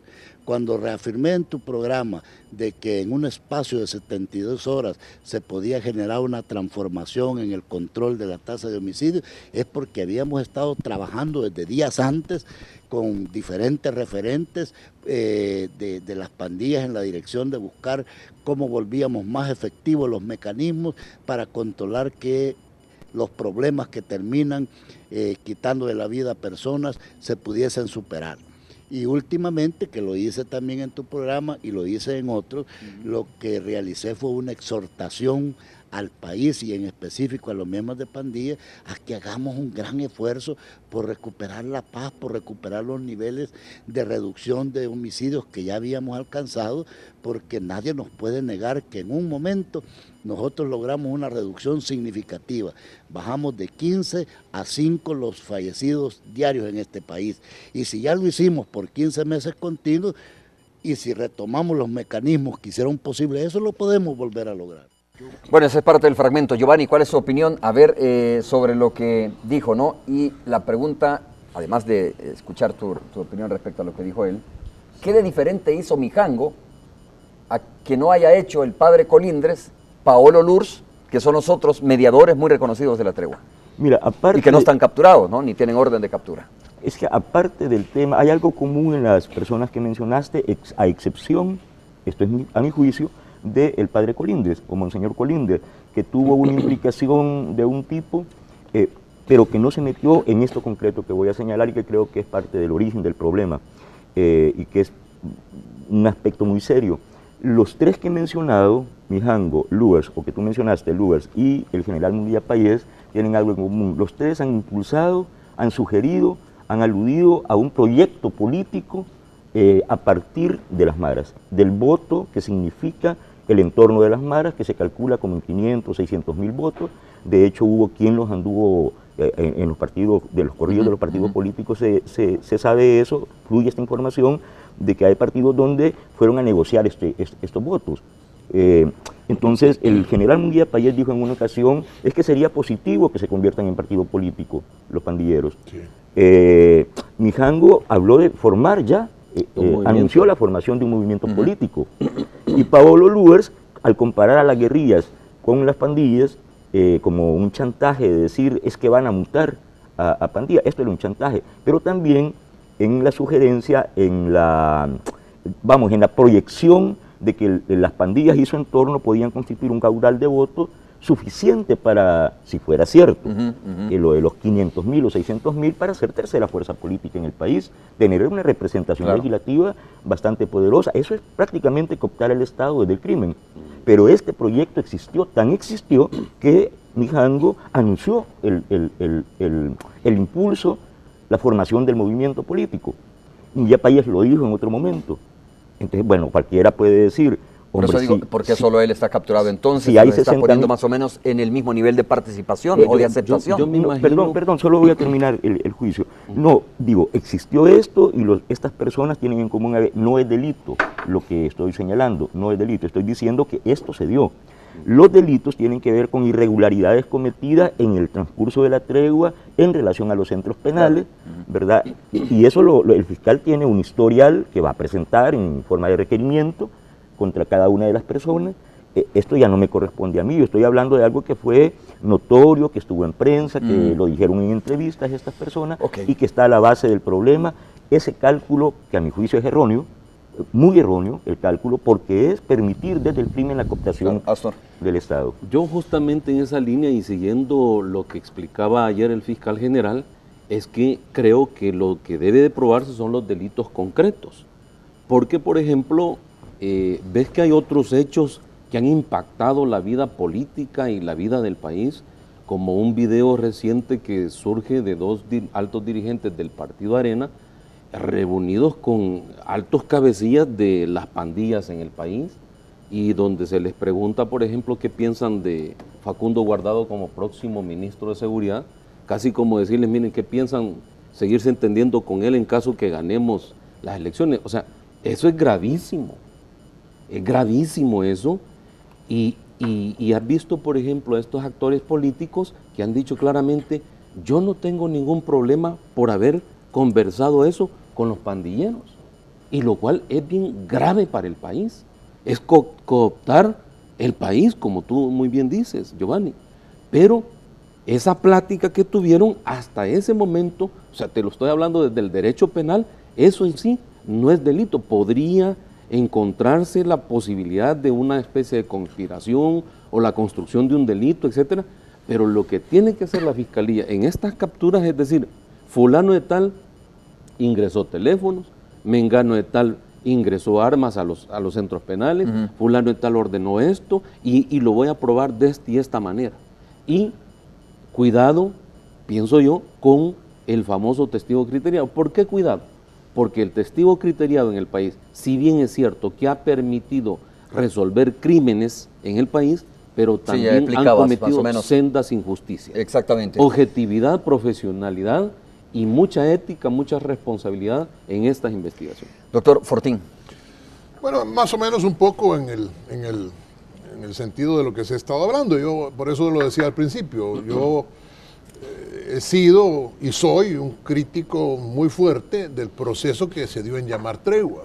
Insisto, creo que para la salida habrá que dialogar. El diálogo es algo imperativo en el ser humano, es decir, el ser humano, una pareja, un hombre, una mujer que se están divorciando y todos, si aprenden a dialogar se salvan, si no aprenden a dialogar se terminan separando. Es decir, el diálogo sí es importante.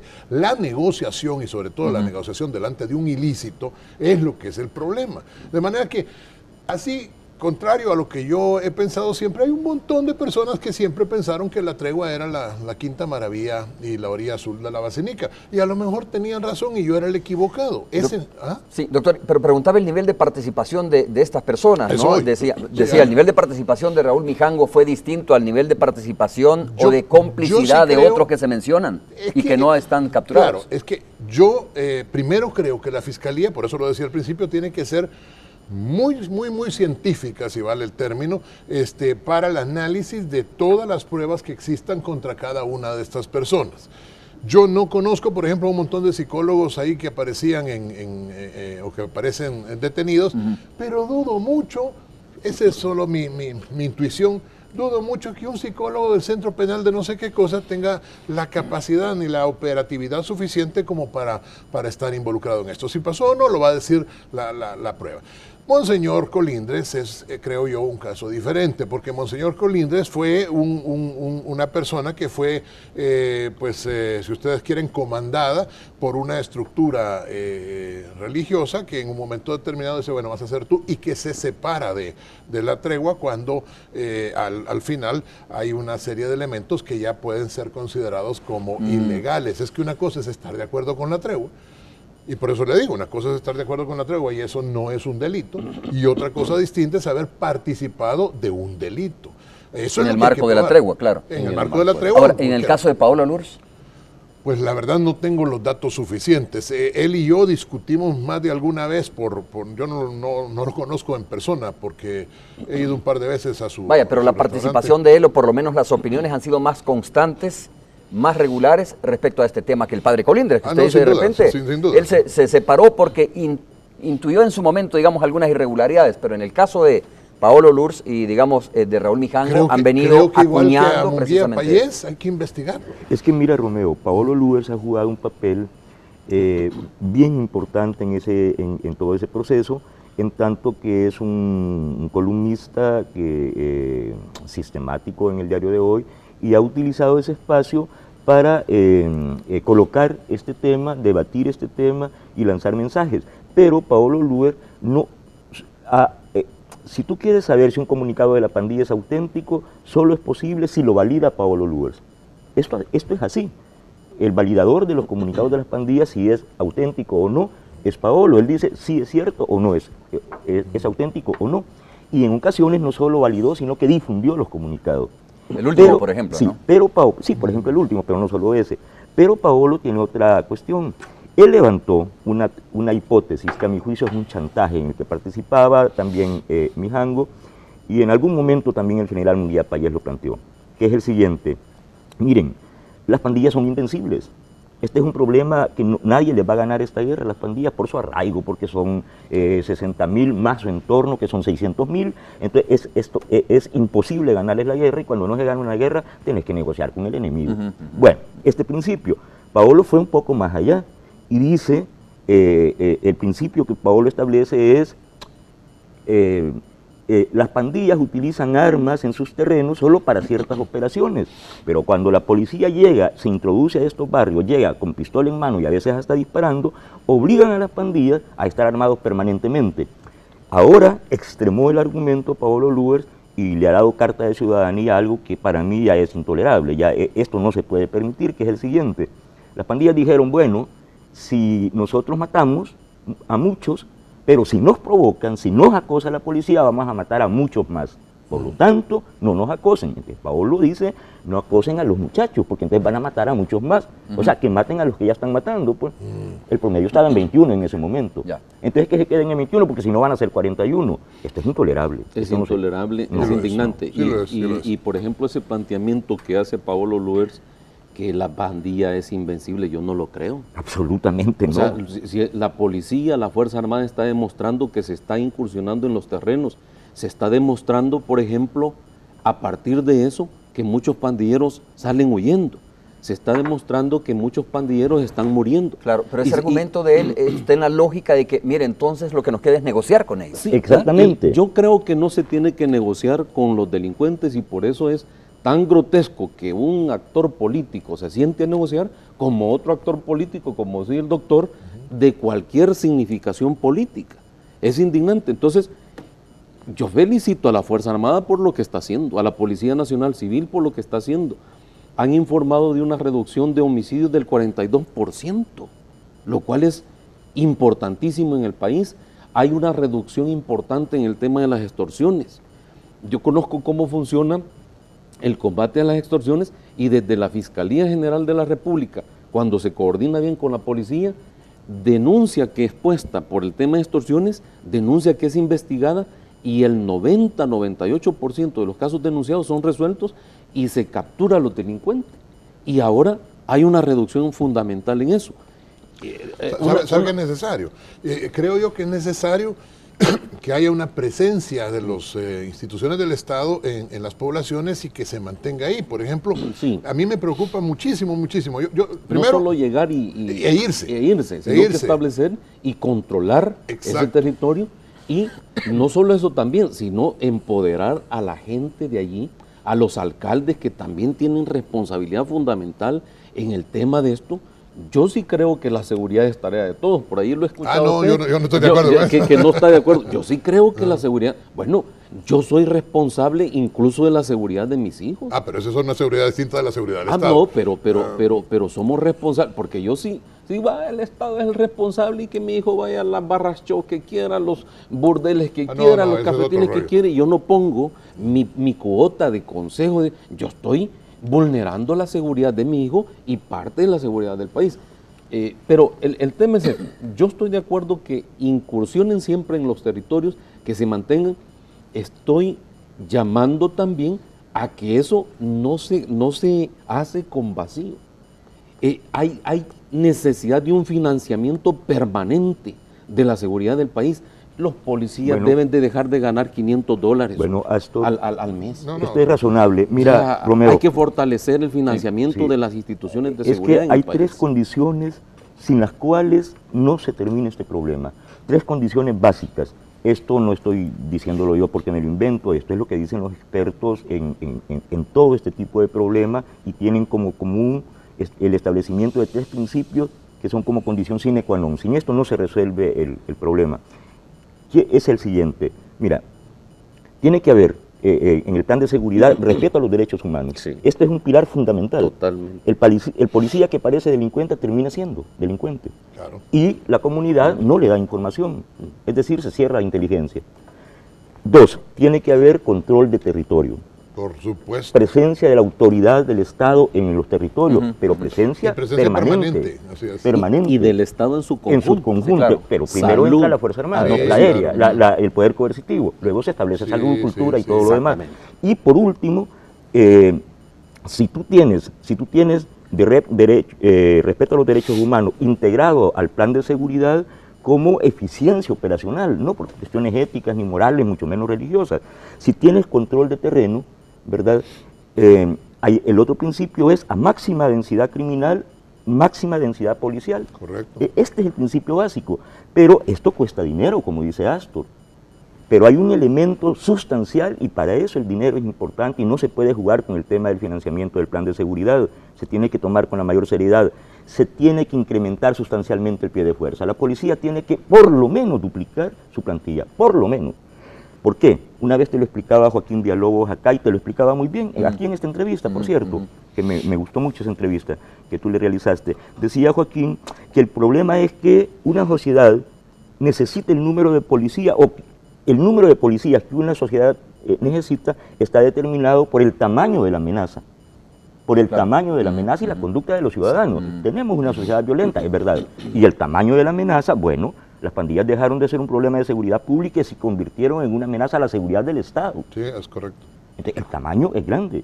Por lo tanto, con 22.000 policías, que es la plantilla, de los cuales muchos son administrativos, los turnos. Entonces, necesitas por lo menos duplicar, si no triplicar, el pie de fuerza. Y mejorar la condición humana de ellos. Quiero volver al tema este, y dijimos, vamos a tratar de escuchar la opinión, o vamos a escuchar la opinión de ustedes respecto a una de las preguntas que se planteaba, ¿no? Por cierto, ayer informalmente me encontré con el diputado Gallego y él tiene muy claro esto y yo me alegro porque yo le dije, mire diputado, y usted va a impulsar esto que estoy diciendo. Esta cuestión, financiamiento, el aumento de la plantilla policial, yo le diputado, como usted ha estado en este tema y ha sido bien coherente en esto, usted va a impulsar estas discusiones en la Asamblea, y me dice, por supuesto, esta es mi hoja de ruta.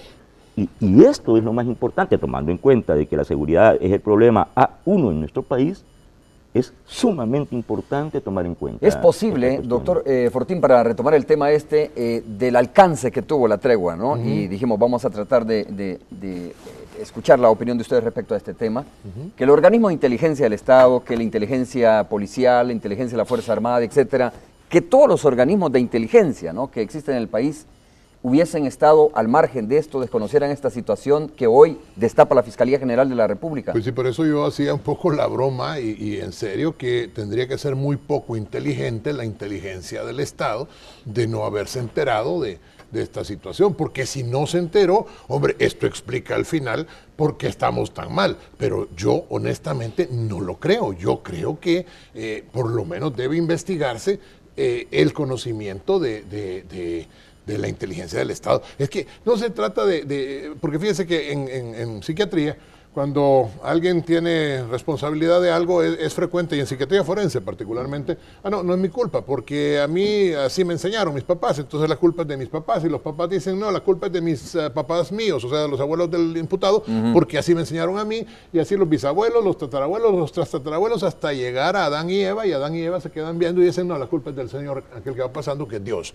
Y obviamente no es así, somos responsables de nuestros actos. Entonces lo que estoy queriendo decir es que si existen elementos suficientes para que estas personas que fueron, detenidas, sean procesadas y finalmente condenadas, bueno, pues así será. Pero también es muy poco creíble que la inteligencia del Estado, que por el otro lado es capaz de analizar y de valorar a dónde va a haber alguna intentona de escaramuza o de lo que sea, pues no sepa nada. Es muy poco probable. Es muy poco probable. Por eso es que esto debe continuar investigándose. Es que la tregua fue una política de Estado. Es que es correcto. Es que es correcto. Y ahora... Así lo planteaba ayer una persona con la que conversaba. Es una política de Estado y el Estado tiene derecho a desarrollar políticas de Estado, ¿no? Sí, no tiene derecho. Y se puede equivocar en el intento de hacer exitosa una política. El resultado de esa Estado. Política fue el fortalecimiento de las pandillas. Así es.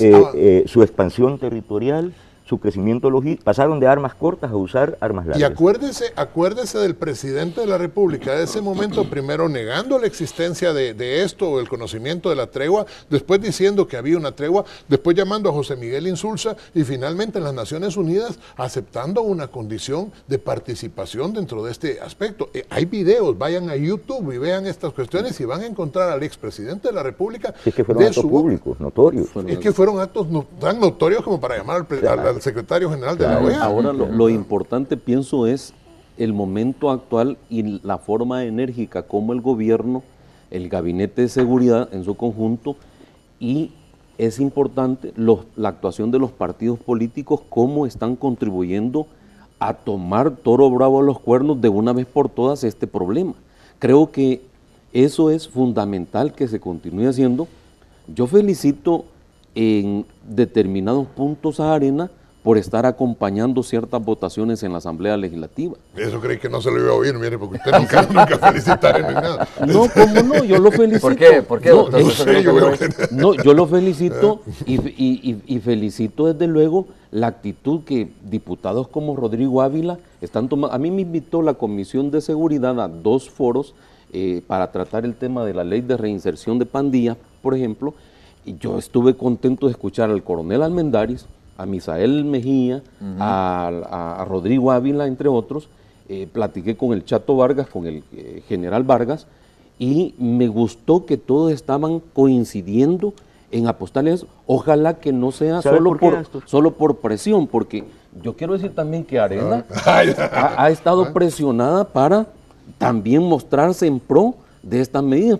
Después del escandalazo del video de Neto Mason y de ya me hacía falta la partecilla. No, solo termino la idea. Están obligados, pero yo quisiera que esas presiones no existieran. Yo quisiera que fuera genuino y que tanto el FMLN como Arena, Gana, PCN, PS se pusieran de acuerdo y de una vez por todas hacer verdaderas políticas, fortalecimiento institucional, el tema del financiamiento, el tema de combate a la corrupción de jueces, que también hay malos jueces y hay que depurarlos, depurar malos fiscales, depurar malos policías, y que el sector privado del país también se involucre. ¿Por qué digo eso? Sí, estás pintando un mundo bastante ideal que no existe. Solo no faltalicia. A ver, Giovanni, quiero escuchar a Giovanni. Cuando se combatió el secuestro, solo termino con este ejemplo. La empresa privada se involucró. Sí, yo sé, pero no es el momento en este caso. Hay un divorcio respecto a varios temas. Pero hay que reconquistar eso. Se pasó de una política errónea, de una política pública equivocada, ahí están los resultados, que era la tregua. Se pasó de una política pública de seguridad equivocada a una estrategia o política pública de seguridad acertada. Entonces, cuando hay un error, eso divide. Recuerda que la tregua fue en todas las encuestas tan antipopular que nunca bajó del 80% la desaprobación de la gente. La tregua nunca tuvo popularidad, nunca tuvo aceptación por parte de la gente, a pesar de que redujo los homicidios, pero aumentaron los desaparecidos, los cementerios clandestinos. Mire, y solo un paréntesis, el mismo fiscal ahorita está diciendo que había cementerios clandestinos, etc. Bueno, se pasó a una política acertada en este gobierno, a una estrategia acertada, y el acierto une. Claro. Como es acertada y está dando resultados evidentes, ha bajado de 21 a 11 el promedio, hay más control en los territorios, más presencia, evidentemente las pandillas. Ahora lo que mueve al pandillero no es salir a atacar, no es salir a extorsionar, lo que lo mueve es esconderse y huir. Ese es el primer efecto que logra precisamente y otro efecto, a propósito de lo que usted está diciendo. Eso une a los partidos. Es que los une. El día de ayer, en otro programa de televisión, en la noche, casi se me salen las lágrimas. Estaban un diputado del FMLN, un diputado de Arena y un diputado del PCN. No sé si vieron la entrevista. Y los tres estaban hablando de la misma cosa como un problema de ellos, es decir, que es un problema de la todos. Unidad nacional ante el crimen es como para conmoverse uno, y usted tiene razón. Hay que pedirles que se mantengan en esa línea. Sí, pero mira, la última plenaria no fue así, ¿no? Yo hablo de la entrevista de ayer que me encantó. Mostraron signos de separación, digamos, respecto al tema del financiamiento. Son políticos, son diferentes fuerzas, diferentes filosofías ideológicas. Y tiene que haber debate. Tiene que haber pero lo importante es y al debate no hay que tenerle miedo. No, que nosotros los ciudadanos tenemos que llamarles a que se mantengan. Y cuando yo digo el sector privado, no es que esté en una ilusión, ya lo ha demostrado el sector privado. ¿Y por qué me refiero al sector privado? Porque son los financistas de los diputados y de los alcaldes y los presidentes. Los que financian las campañas políticas es toda la gente, pues, pero el sector privado invierte en eso.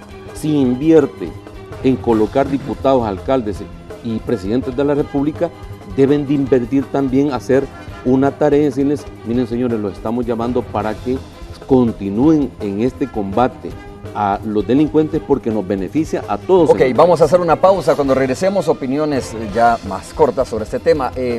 Analizando cómo se manejó la seguridad, digamos, el combate a la seguridad, a la inseguridad, mejor dicho, en el gobierno anterior, y comparado como se está enfrentando en este momento, ¿podríamos estar hablando de un parteaguas respecto a ese tema? Volvemos a ver. Me encanta lo que dice.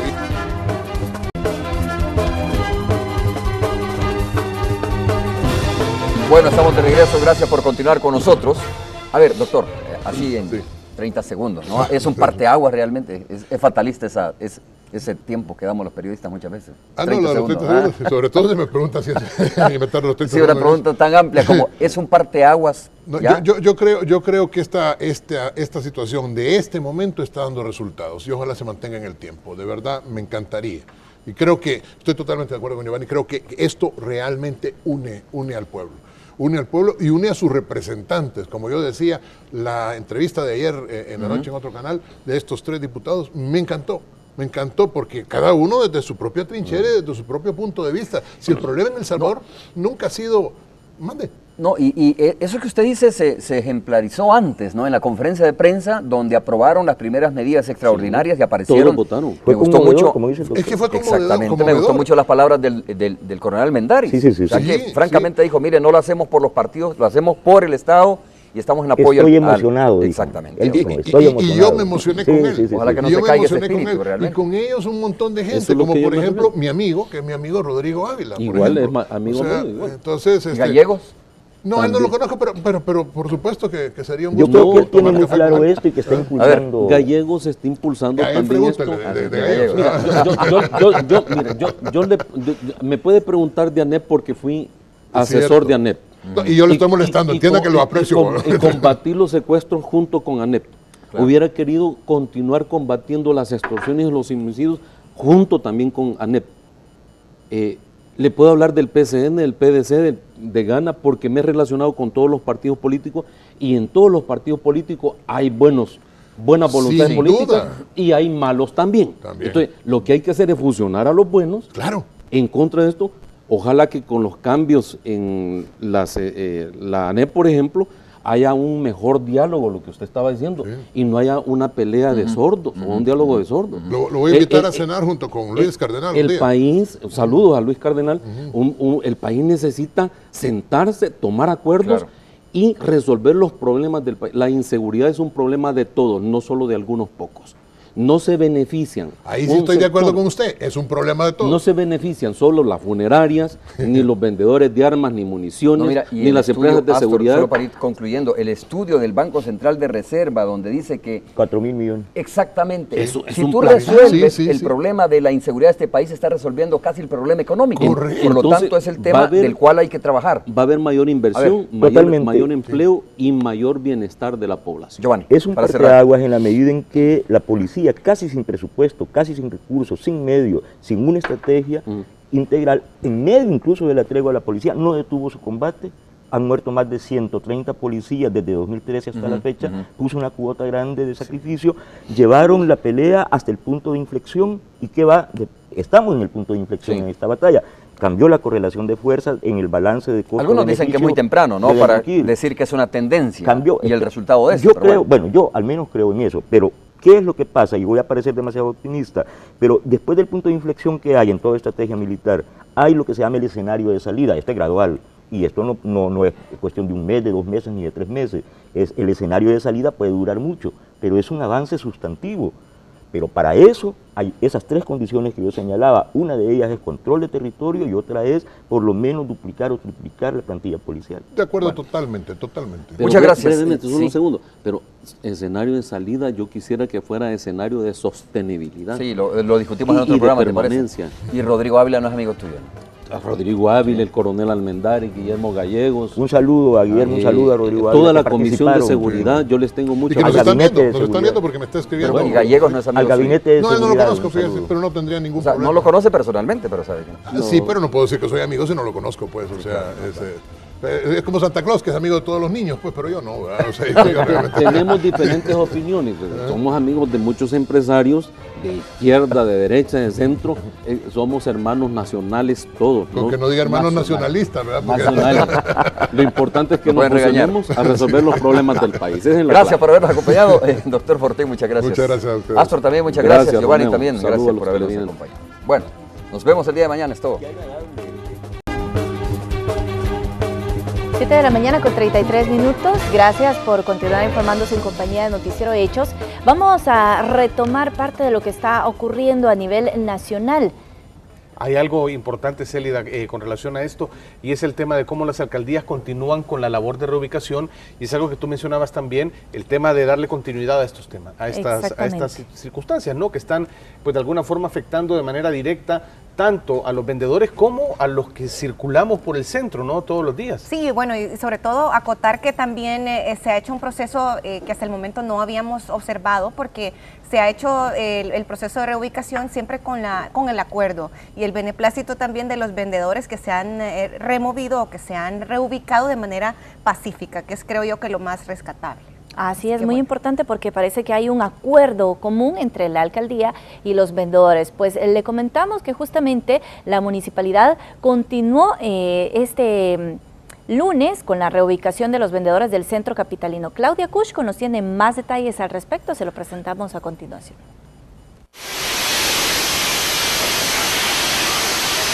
En cuestión de minutos, decenas de trabajadores de la municipalidad removieron lo que por años ha sido la fuente de ingresos de decenas de familias. Esta vez fueron los vendedores de la calle Delgado a un costado de Catedral Metropolitana. El plan total tiene un número de más de 3.000 vendedores. Estamos hablando de una cantidad considerable de estructuras. En esta calle estamos hablando de 47, que es lo que se va a hacer durante la mañana, pero estos movimientos siguen durante estos días. Esperamos que al final de la semana estar terminando la primera fase del reordenamiento voluntario. Estructuras completas fueron removidas y llevadas a la Cuarta Avenida. Allí permanecerán hasta que la promesa del alcalde Nayib Bukele se cumpla: la construcción de un nuevo mercado. Aunque se trataría de un ordenamiento voluntario, la nostalgia no deja de ser sentida. Doña Ana Lilian es una de ellas. ¿Cuánto tiempo de vender aquí? Ay, desde chiquita con mi mamá. Nos han quitado de varias partes, nos han dado en otros lugares y hemos sobrevivido, gracias a nuestro padre. En esta zona serán unas 100 estructuras las reubicadas, lo que representa un aproximado de 400 vendedores. El dirigente Pedro Julio Hernández externó confianza en el edil Nayib Bukele. Mire, hay un compromiso oficial con nosotros, hay un compromiso público de que nosotros vamos a contribuir a la revitalización del centro de El Salvador, pero revitalizando también a su gente. Es decir, no podemos empezar a embellecer calles si no embellecemos los puestos de trabajo de la gente. Mire, nosotros lo sentimos mal porque nos están quitando, pero como Nayib ha dicho que lo va a hacer Galera, estamos esperando porque en estos momentos llueve, tenemos nuestros hijos y también queremos ganar para pagar lo que debemos, ¿verdad? Ya son más de 2.000 puestos los que han sido reubicados como parte del plan de reordenamiento y rescate del centro histórico que impulsa la municipalidad. Este martes en muchas calles mostraban otro rostro tras ser retirada la cerámica dejada por los puestos. Con imágenes de Ricardo Tovar, informó Claudia Cruz. Retomar otra información, y es que el alcalde de Santa Tecla, Roberto Dawison, realizó su rendición de cuentas a un año de haber llegado a la municipalidad. El edil destaca ampliación del sistema de videovigilancia y reforzamiento del cuerpo de agentes municipales. Cuando nosotros llegamos solamente habían 220 que no suplían las necesidades de seguridad preventiva y disuasiva. Hemos duplicado el número, pero la idea es llegar a 660, que eso nos llevaría a un estándar de 3,6 miembros del cuerpo de agentes municipales por cada 1.000 habitantes. El sistema de videovigilancia que tenemos está funcionando adecuadamente, pero no es suficiente. Vamos a tener en los próximos meses el sistema de videovigilancia más moderno de toda Centroamérica. Bueno, el metro es otra opción, ¿verdad? Lo platicamos, pero esa sí es una inversión, un subterráneo, sí. ¿Se imaginan cómo es en México, en Estados Unidos? Ahí sí puede ser que haya una solución, pero a ver quién se echa el trompo a la uña, como dicen, ¿verdad? Porque ese es un problema.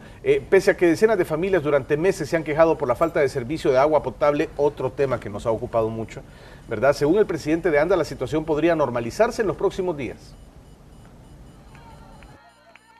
20 días después de decretarse un estado de emergencia por falta de agua potable en el área metropolitana de San Salvador, el presidente de ANDA, Marco Fortín, asegura que las medidas están funcionando y esperan normalizar el servicio en los próximos días. Yo esperaría, si todo camina como estamos esperando, que a mediados del mes de mayo, tercera semana, esté bastante estabilizado el sistema y ya solamente quedándonos para terminar las mejoras que tenemos que hacer. Entre las decisiones de la autónoma para paliar la crisis está la construcción de pozos en diversos puntos del área metropolitana, así como ubicar tanques provisionales para distribuir agua entre los habitantes más afectados. En Panchimalco, un pozo fue inaugurado este mismo martes 3 de mayo para beneficiar a más de 1.600 personas del municipio. Hemos ido avanzando exactamente como el cronograma de trabajo teníamos, las pipas, los tanques, perforando los pozos. El motor que ya viene de camino, el motor no va a venir por barco, el motor va a venir por avión, lo cual nos va a permitir adelantar y acortar los tiempos. Pero las medidas también son supervisadas por el Ministerio de Medio Ambiente y su titular, Lina Paul, asegura que las acciones van por buen camino, pero se necesita adoptar legislaciones para preservar el recurso hídrico. Estamos trabajando en las medidas para enfrentar la escasez de agua porque todos tenemos que poner de nuestra parte, tenemos que cambiar la forma en que hemos estado trabajando este recurso. No es un recurso infinito, nos está costando y mucho ponerlo a disposición de la población y hay que cuidarlo. Entonces también están las medidas para proteger el recurso como tal.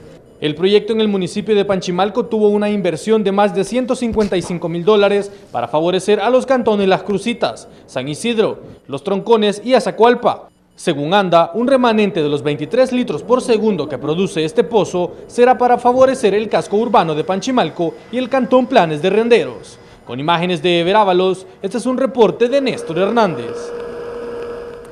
Vamos a presentarle a continuación un caso del que conocimos durante el fin de semana bastante inusual y lo conversábamos aquí justo en la pausa comercial. Decíamos, bueno, son pocos los lugares todavía en el país donde viven cocodrilos. Sí, bueno, específicamente le comentaba que era en el occidente de nuestro país y bueno, sucede que un hombre pues está recuperando todavía de un ataque de un animal en un río. Estamos hablando específicamente de un cocodrilo. Seguramente habrá que determinar, y esto lo sabrán los que manejan el tema de la zoología, si es un cocodrilo, un lagarto, un caimán, porque hay variedades. Aquí lo vemos y le llamamos cocodrilo, ¿verdad? Pero sabemos que el cocodrilo usualmente es más grande que el caimán, pero finalmente es un lagarto, ¿no? Para hablar en el aspecto genérico, y una persona fue atacada por uno aquí en El Salvador, ¿verdad? Por increíble que parezca. Así es, la víctima ha resultado con más de 20 lesiones de gravedad, pero uno de nuestros equipos viajó hasta la camilla del hospital donde se encuentra. Retomar otra información, y es que el alcalde de Santa Tecla, Roberto Dawison, realizó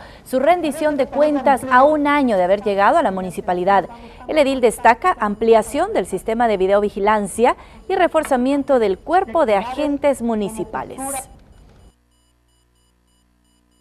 Cuando nosotros llegamos solamente habían 220 que no suplían las necesidades de seguridad preventiva y disuasiva. Hemos duplicado el número, pero la idea es llegar a 660, que eso nos llevaría a un estándar de 3,6 miembros del cuerpo de agentes municipales por cada 1000 habitantes. El sistema de videovigilancia que tenemos está funcionando adecuadamente, pero no es suficiente. Vamos a tener en los próximos meses el sistema de videovigilancia más moderno de toda Centroamérica. Bueno, el metro es otra opción, ¿verdad? Lo platicábamos, pero esa sí es una inversión, un subterráneo, ¿se imaginan cómo es en México, en Estados Unidos? Ahí sí puede ser que haya una solución, pero a ver quién se echa el trompo a la uña, como dicen, ¿verdad? Porque ese es un problema. Pese a que decenas de familias durante meses se han quejado por la falta de servicio de agua potable, otro tema que nos ha ocupado mucho, ¿verdad? Según el presidente de ANDA, la situación podría normalizarse en los próximos días. 20 días después de decretarse un estado de emergencia por falta de agua potable en el área metropolitana de San Salvador, el presidente de ANDA, Marco Fortín, asegura que las medidas están funcionando y esperan normalizar el servicio en los próximos días. Yo esperaría, si todo camina como estamos esperando, que a mediados del mes de mayo, tercera semana, esté bastante estabilizado el sistema y ya solamente quedándonos para terminar las mejoras que tenemos que hacer. Entre las decisiones de la autónoma para paliar la crisis está la construcción de pozos en diversos puntos del área metropolitana, así como ubicar tanques provisionales para distribuir agua entre los habitantes más afectados. En Panchimalco, un pozo fue inaugurado este mismo martes 3 de mayo para beneficiar a más de 1.600 personas del municipio. Hemos ido avanzando exactamente como el cronograma de trabajo teníamos, las pipas, los tanques, perforando los pozos. El motor que ya viene de camino, el motor no va a venir por barco, el motor va a venir por avión, lo cual nos va a permitir adelantar y acortar los tiempos. Pero las medidas también son supervisadas por el Ministerio de Medio Ambiente y su titular, Lina Paul, asegura que las acciones van por buen camino, pero se necesita adoptar legislaciones para preservar el recurso hídrico. Estamos trabajando en las medidas para enfrentar la escasez de agua porque todos tenemos que poner de nuestra parte, tenemos que cambiar la forma en que hemos estado trabajando este recurso. No es un recurso infinito, nos está costando y mucho ponerlo a disposición de la población y hay que cuidarlo. Entonces también están las medidas para proteger el recurso como tal. El proyecto en el municipio de Panchimalco tuvo una inversión de más de $155,000 para favorecer a los cantones Las Crucitas, San Isidro, Los Troncones y Azacualpa. Según ANDA, un remanente de los 23 litros por segundo que produce este pozo será para favorecer el casco urbano de Panchimalco y el cantón Planes de Renderos. Con imágenes de Ever Ábalos, este es un reporte de Néstor Hernández. Vamos a presentarle a continuación un caso del que conocimos durante el fin de semana bastante inusual y lo conversábamos aquí justo en la pausa comercial. Decíamos, bueno, son pocos los lugares todavía en el país donde viven cocodrilos. Sí, bueno, específicamente le comentaba que era en el occidente de nuestro país y bueno, sucede que un hombre pues está recuperando todavía de un ataque de un animal en un río. Estamos hablando específicamente de un cocodrilo. Seguramente habrá que determinar, y esto lo sabrán los que manejan el tema de la zoología, si es un cocodrilo, un lagarto, un caimán, porque hay variedades. Aquí lo vemos y le llamamos cocodrilo, ¿verdad? Pero sabemos que el cocodrilo usualmente es más grande que el caimán, pero finalmente es un lagarto, ¿no? Para hablar en el aspecto genérico, y una persona fue atacada por uno aquí en El Salvador, ¿verdad? Por increíble que parezca. Así es, la víctima ha resultado con más de 20 lesiones de gravedad, pero uno de nuestros equipos viajó hasta la camilla del hospital donde se encuentra. Yo los entierro con que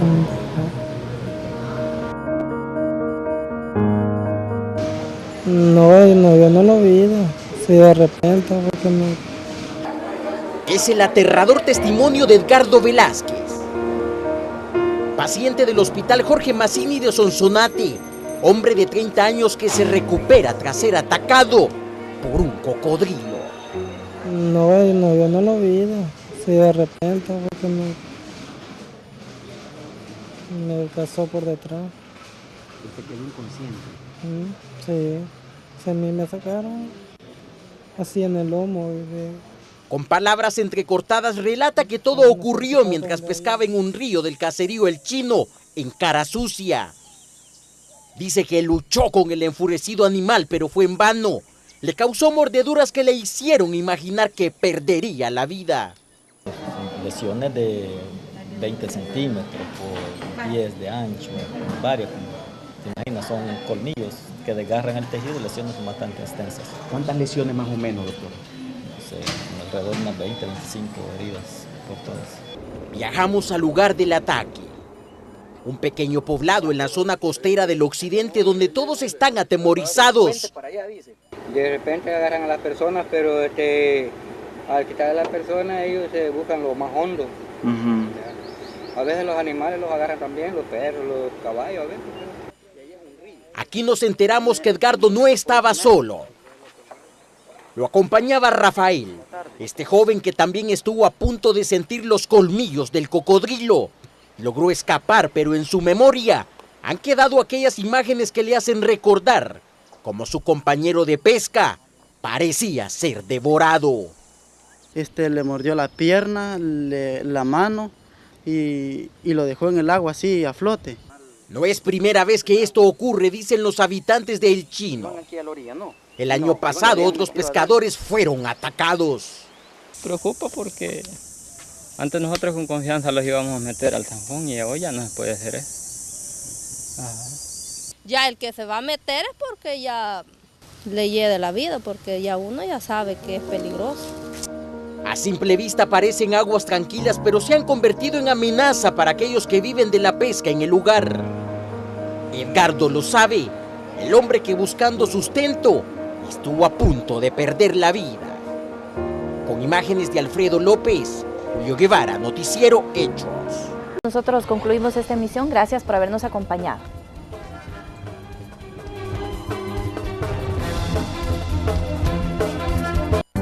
Los padres de familia son responsables de lo que sus hijos ven. El siguiente programa es clasificación D. Para mayores de 18